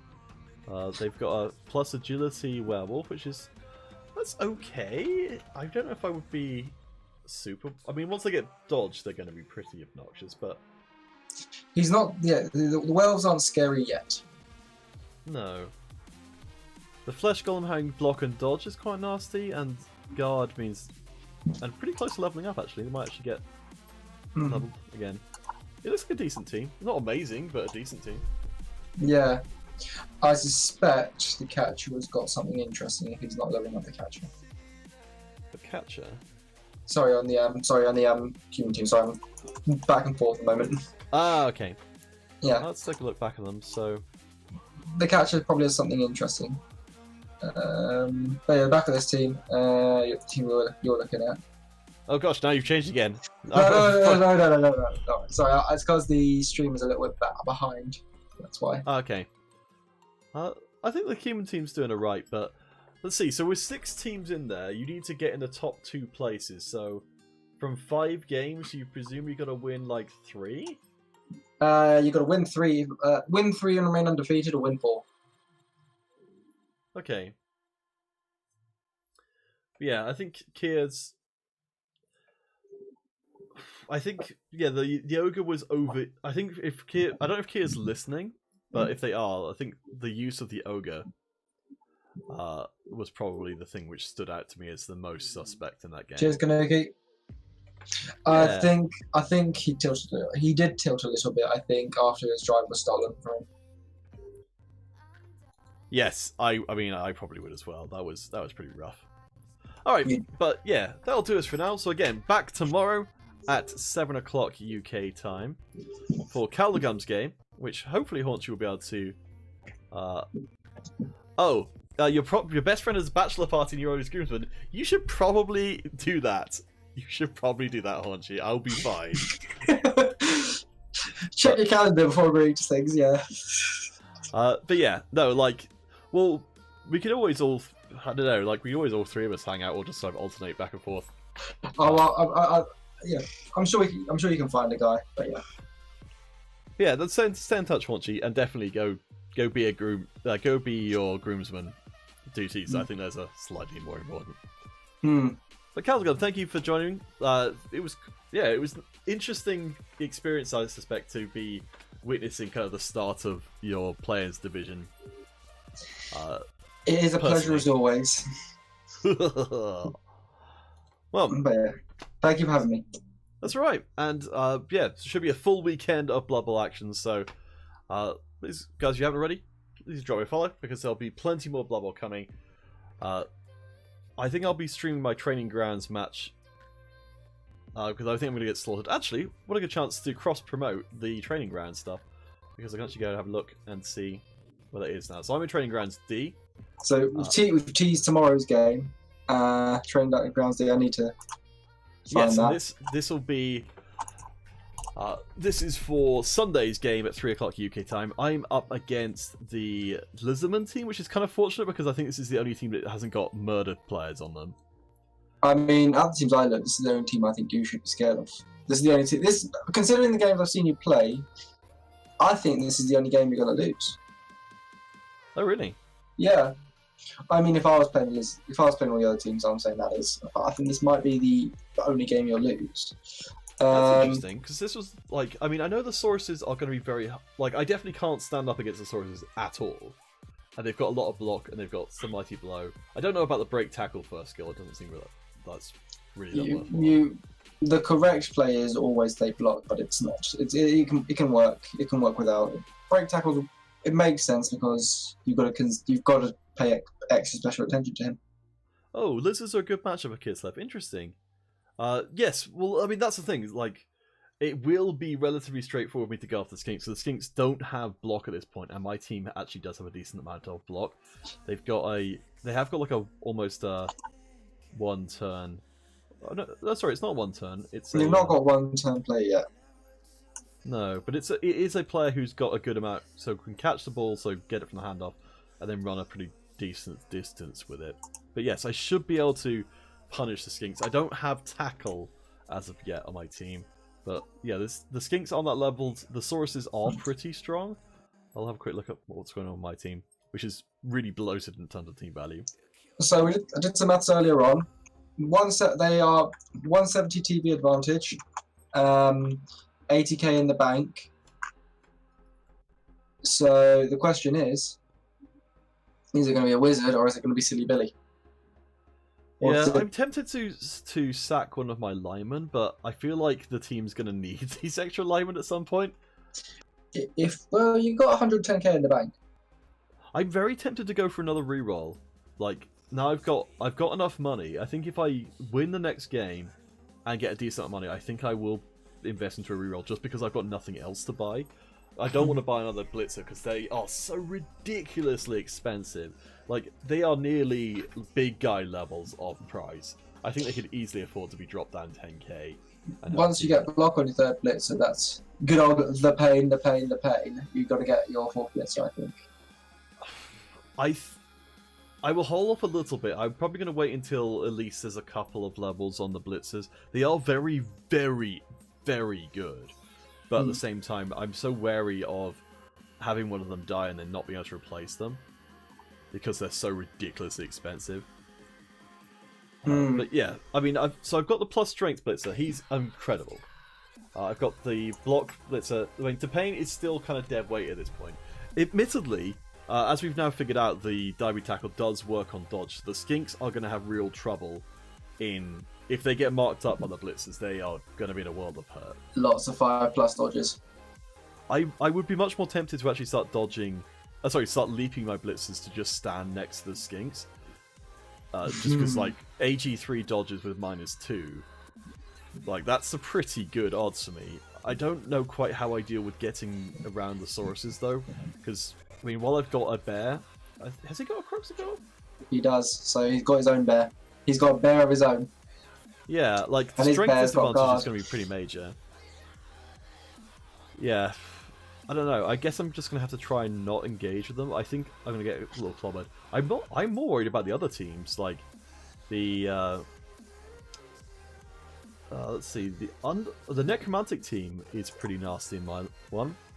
Funny enough, this team. Jed was in my Division 5 league, and he didn't get off the best of starts, and he might get some stage fright. Okay, Hindu's giving some good general advice. So screening, waiting to pounce when he overextends to go for the ball. That makes sense. If he doesn't have any skinks. Well, so I do have the advantage. At the moment, my Kislev team doesn't have any guard. So ideally, I'd like to be able to leap in a guard player and then leap in my strength 4 player and then 3 dice the ball carrier.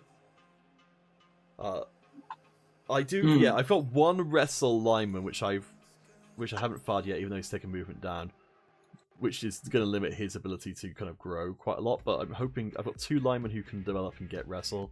Like, if all my linemen had wrestle, I'd be pretty happy.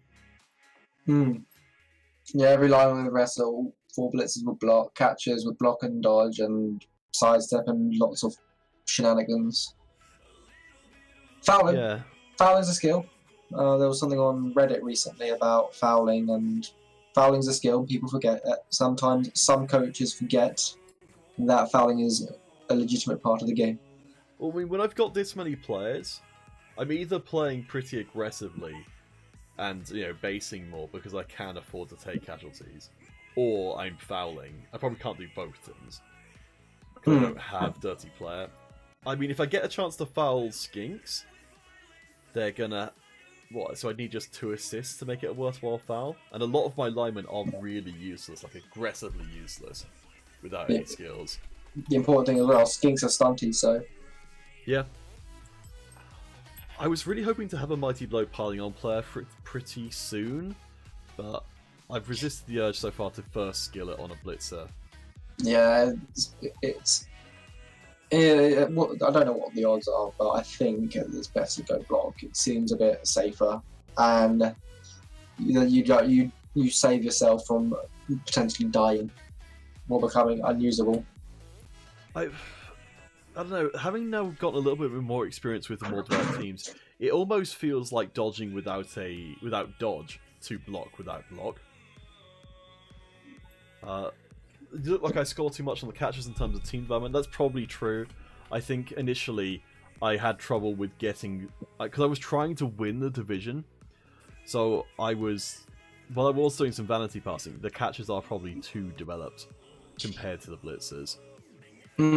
Yeah, you need to get a touchdown and an intercept with Japan. Getting block on him will really make people scared, because more block is always scary, especially on players that have got to jump up and dive and tackle. I'm really hoping stuffing actually gets some SVP in this game. Like, I'm not with the training grounds because there's nothing on the line. It means that I can vanity pass. Oh, that's right. So, sorry, the reason why the catches are overdeveloped is because I vanity pass with them continuously, because they're both agility 4. So I was like, well, why not? If I've got the ball in my backfield, I might as well just pass it backwards and forwards over and over again. If they're not doing anything else, then why not?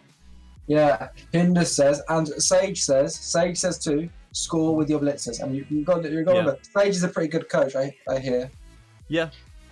He's one of the very few people who've done a sensible guide to his lead. Like, there's loads of... I found lots of guides which were, like, very, very sort of all over the place, but his was the only one I found that was also a video guide that was actually sort of coherent. Facebook, the Blood Bowl Facebook page, this Facebook group is very silly, because they will say, always take leap. Now, when you're on a Keystone team, when you've already got leap on every single piece, except your Chain Bear, which were on your second double... Yep, second double. It's going to be the leapingest bear. Wait a second. We can actually, as a special treat, let's create a custom team. Oh no, with a bear with leap, just so we can see what the leap. Yeah, because I want to see custom team. There we go. That's all we need to do, isn't it? So leaping bear test. Because I want to make sure that it at least looks good. Yeah, because if you know what? No, I think you're going to spoil yourself. I don't think you should do this. Yeah, well, I think I should. You're going to spoil yourself. I don't want to wait for like a year to see if it even works. This bear one, the best thing is your bear might not even get it. Yeah, it may not even happen. So let's grab some rerolls. Let's level up this bear. Let's give him a leap. Give him lots of ads just to guarantee it as well. Oh yeah, you're right. Characteristic. Agility up. I mean, this is the dream, isn't it? The bear with leap and adds 3, so you can't give him very long legs. Sadly. Injury. The best thing about doing this as well is... I'm Hinders. The first double is sensible. I suggest the second double should be pro. But no, leap. It's going to be leap. I did promise some person whose name I can't even remember now that I would do it. The best thing about this as well is how completely useless the bear would be when it even got there. Yeah. Alright, so let's do a friendly match. A local. Alright. Sure. What? You can't play the same team against each other? Why not? That's some nonsense. You're going to have to play against the AI? Or whatever. Alright. Let's see if a bear can fly. Because I really don't want to build up this whole idea for like the multiple years it would take me to pull off this, if that. And then You're also find gonna out have to wait for a halfling to potentially do a turn. We're now just being silly. We're now just truly being silly. Okay, let's do it. Okay, so if I receive, there we go. Okay, at least. Welcome to the bear. Alright, the bear necessities. That's a nice armor. Okay, so let's make it happen. Alright. For your edification, friends across the world. You've never seen it before, but you're gonna see it now. Wait a second, I need someone for him to leap over. Yoga. Alright. Blitz Diogo from behind. Blitz Diogo from behind. I can't see it, sadly. Okay, that could work. Alright, let's do it. So I've got a... Oh gosh. I should have given him pro as well.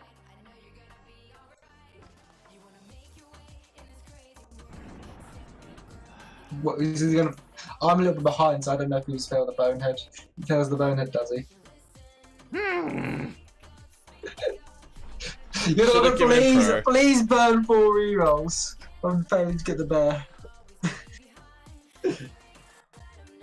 Okay. No, this is merely building the anticipation. Oh, you're looking for references on how to build Kislev. This is my Kislev after the first season. Cool. I will absolutely look at that because I am really like running completely blind here. So you've got a block on your bear. That's pretty amazing, and also close to the 2nd level. Did you drop the team then, Hindus? Because that looks like a good team, apart from the whole being... No, that was badly hurts. That you've got two plus agilities and a plus strength. Good lord. I'd love to have plus agility on a blitzer. How many rerolls does he have? Let's have a look. Can't see any rerolls. It doesn't... Oh, that's because it's not team, it's the final game. It's the result from the final game. So that's your team, the Hats. Hey, Mystic. Good to see you. You're gonna watch an AI leaping bear. You're just in time, Mystic, to see an elephant fly. That's a very good bear. That's a very good bear. Only 3 blitzers. Well, guess I'm not blitzing that guy anymore. Okay, so now we will probably not have to... Oh, drop them after the 3rd season. That's a real shame, man. That looks like a nice team. The mindless movement on the blitz is not great, but it's not... Alright.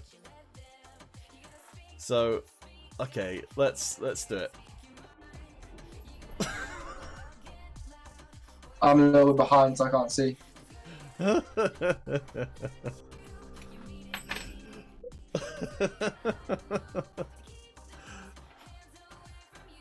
I mean, I'm curious to see what a successful leap looks like, but that was pretty hilarious. Oh dear. I mean, is it hilarious enough to make it my 1st level up? Probably not. But 2nd level up? Fine. The thing is, like, you come into REBBL, you want to make an impression, you want to leave people with a story they can tell their grandchildren. And that, you know, and in this case, the flying bear, I mean, that's the thing that's going to go down in history. That's something that no one's seen before. No. Alright. Take 2. Yeah. Okay, I'm a bit behind, so I'll tell you when I've seen the leaping bear. Did the bear leap? Oh man. So far, 2 leaps, 2 failures. That's quite the splat. Okay, wait a sec. I'm gonna get out of here and give him pro. Otherwise, I'm gonna be here for the rest of my life.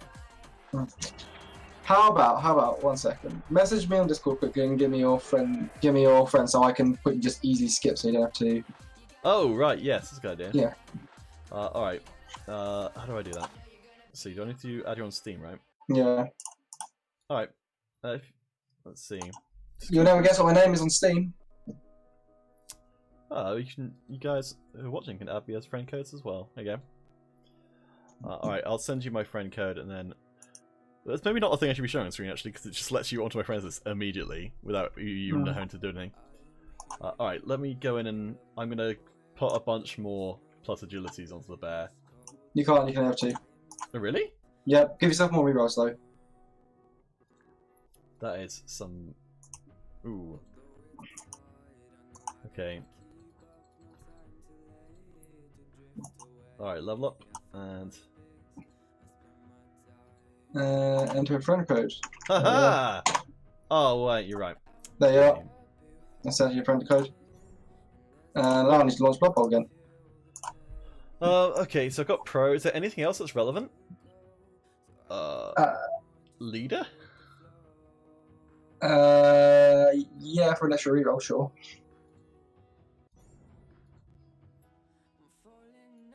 I can't think of anything else though. Agility. It's kind of weird there's no leap reroll ability. I feel like that's just something I just forgot about, or we're a little afraid it'd be too good. Oh, jump up as well. Jump up, of course. I just want to see the bear do it. Just give the bear all some stupid skills. The bear doing a jump up will be entertaining. I think that's going to be just as entertaining. Okay. Wait, add free jump up. That's still 2+. So. Where are you? Where are you? Where are you?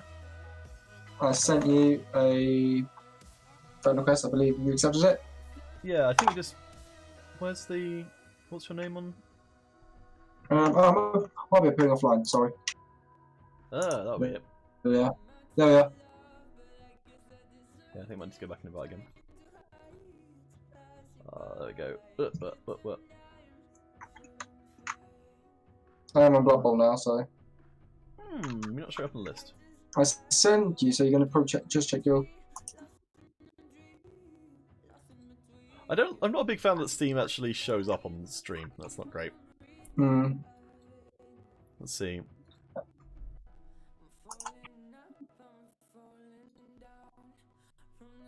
Because I definitely didn't specifically ask it to. Yeah, send invite again. Invite specifically send. It's so incredibly lame that you can't search for someone. You're not showing up on my list, at least alphabetically under friend, unless I've got another section which I'm not aware of. I mean, have you accepted it? Do I have to specifically accept it? I thought it automatically did. It said it request send, not. Okay. Oh right, okay. So yeah, I think you're right. Oh no, I do actually have to accept you. Okay. I was wrong. I thought it automatically. Alright, sorry about that, guys. There we go. Caligum. Alright. You are invited to the Leaping Bear Test-A-Palooza. Truly, you've never seen anything quite like it before, and never will again. There you are. Alright. Let's think. I am not going to do anything but leap, so it doesn't really matter. Excellent. Did you pick the right team? I'll be very embarrassed if I didn't. So, Drogomystic, how are you doing? You picked Dash and Haberdashery. Oh, Hindu's... Oh, you were in Division 1. You were getting tired of them. Fair enough. I suspect the novelty of Kislev might wear off after a while. They still seem like a very good team, but maybe it's just... I suspect it maybe gets a little bit stressful after a while trying to compete in like a very competitive environment with a team that encourages you to do silly things constantly. You picked Dash. Oh, darn it! You were right. Did it reset my choice, or was I just being silly? Okay, friendly match, online. Let's try that again.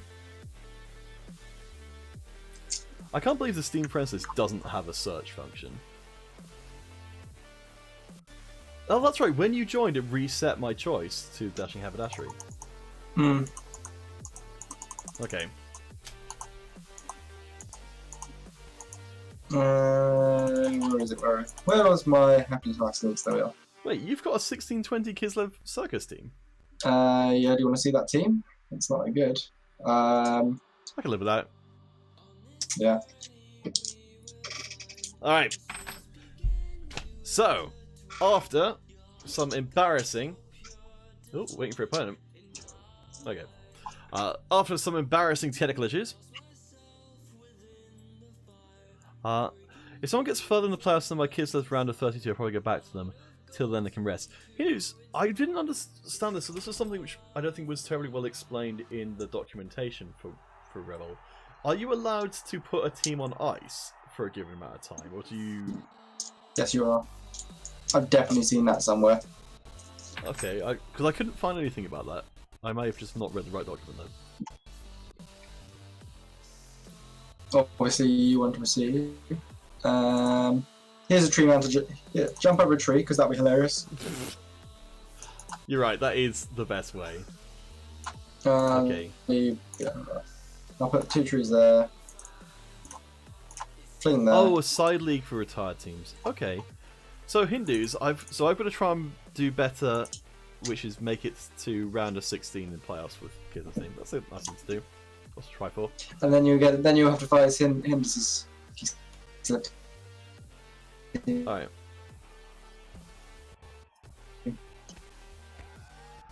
Oh no, retired teams are retired. Okay. Whatever. I'm gonna pick up the ball. Alright. So I've nearly filled up the bar of the Okay, here we go. Well, that's a very bad animation. That was a little underwhelming. It was. I knew you would spoil it.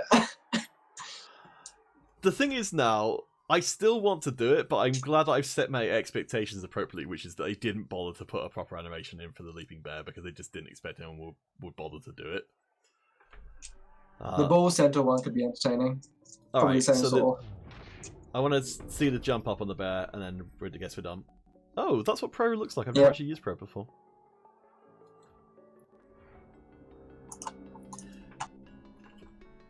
So what's the Hindus? What's the reasoning for the for not being able to put teams on ice? Is it just that it's hard to keep track of them? So let's jump up. Well, that was underwhelming. That reminds me of the North animation. Like the Witch Elf and the Blitzers have actual animations. Yeah, I mean that doesn't surprise me honestly, because it would be insane to put real animations in for jumping up on the bear, because no one's ever. It just seems a bit unnecessary.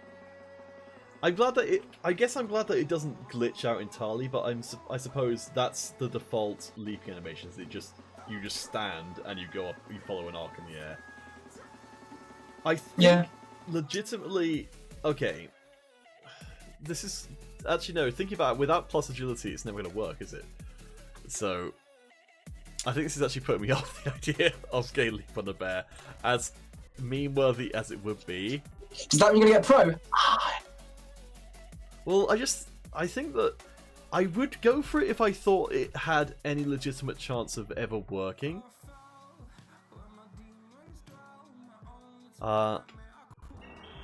Oh, it's so putting teams on ice as a strategic move is trying to be avoided.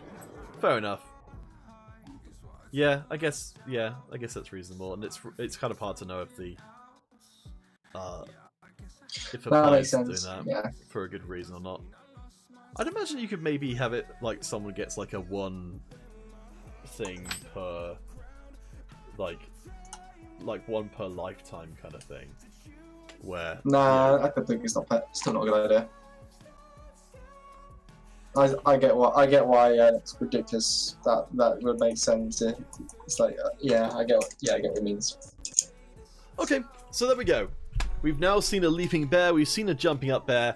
Both of them were pretty disappointing to be sure, but I mean we should have expected that really. I warned you. Yeah, well, I mean, you've also, by doing this, we've made it clear that given how little the leaping was actually working, I think it's basically just the same as... I think you would get the same results from break tackle, like in terms of your ability to move the bear around the pitch. Whereas I feel like leap doesn't really add anything because it basically guarantees you'll go. Like, while you guarantee you will be able to move, you can't guarantee you'll land. I mean, you can almost guarantee you won't. Yeah, because I think that's let's say you have an edge 3 bear. Yes. You've got 2+ bonehead, 4+ leap. Who is that? Yeah, it's 4+ leap. So yeah. Hindus linked a YouTube video with all the leap animations in them. Thank you very much, Hindus. That's really cool of you. And they're all going to be quite the same, I suspect. Yes, I'm going to skip ahead and see what they look like. It looks like basically someone did what we just did, but with all the players. Springen is the German for it. Yes, they are all the same thing. It just the character model just goes whoop and lands without really doing any kind of real difference. It's just they're all exactly the same, which is fair enough. You can find the death roller animation in the training stuff because there are some puzzles you can do. Oh, big guys towards the end. That's more fun. Sorry, the death roller can get leap in it. Yeah, there's a whole thing about using the leap with the death roller. Oh, really? Yeah, in the puzzles. But that's pretty fun. Yeah, all of the big guys, it's just the same thing. I mean, they do at least bend their knees, so it's not like they're just completely static. Oh yeah, we just looked up in this video. Yeah, the tree man might be funny considering how big it is. But yeah, I'm gonna have to disappear now. Yes, it's been great. Yeah, I will talk to you tomorrow, I guess, after my match. Yes. Oh yeah. Before we do, just before we go, what's your prediction? What's going to be the score for tomorrow's match? 2-2. Interesting. Okay. But yeah. Cheers, guys. Cheers, chat. I will see you guys when I see you. All right. So yes, again, tomorrow at 7 o'clock UK time, we'll be broadcasting Callaghan's game. Unfortunately, it looks like I'm going to be short a co-caster, so if anyone else is interested, then that'll be it. Oh, Hindu's got the netcode after you, Callaghan, so he wants you to do RNG. MMG. That's right, not RNG. Some players. I think it's a reasonable request. What do you think? No, he's gone. Well, I'll pass that message along. But Hindus, thank you for talking about all of that stuff. It's really good to talk to someone about that directly. Hindus, I would say in terms of the graphics showing the leagues, I probably could do it if I could talk to you or someone else just to make sure I was saying the right stuff, because as it is, the only thing that really holds me back from doing it is that I don't know if I'd actually put the right thing in or not. So yeah, I'll send you a PM about it. Maybe we can sort something out, because I think that would make a big difference. It would have made a huge difference to me when I was joining him. Yeah, work something out. Alright, but yes, anyway, so tomorrow, Blood Bowl at 7. On Sunday, Blood Bowl at 3. Tons of Blood Bowl. So hope to see some of you guys back here then. And thank you all for watching. And see you again soon. Tomorrow, the day after, all the days, from this day until your last day.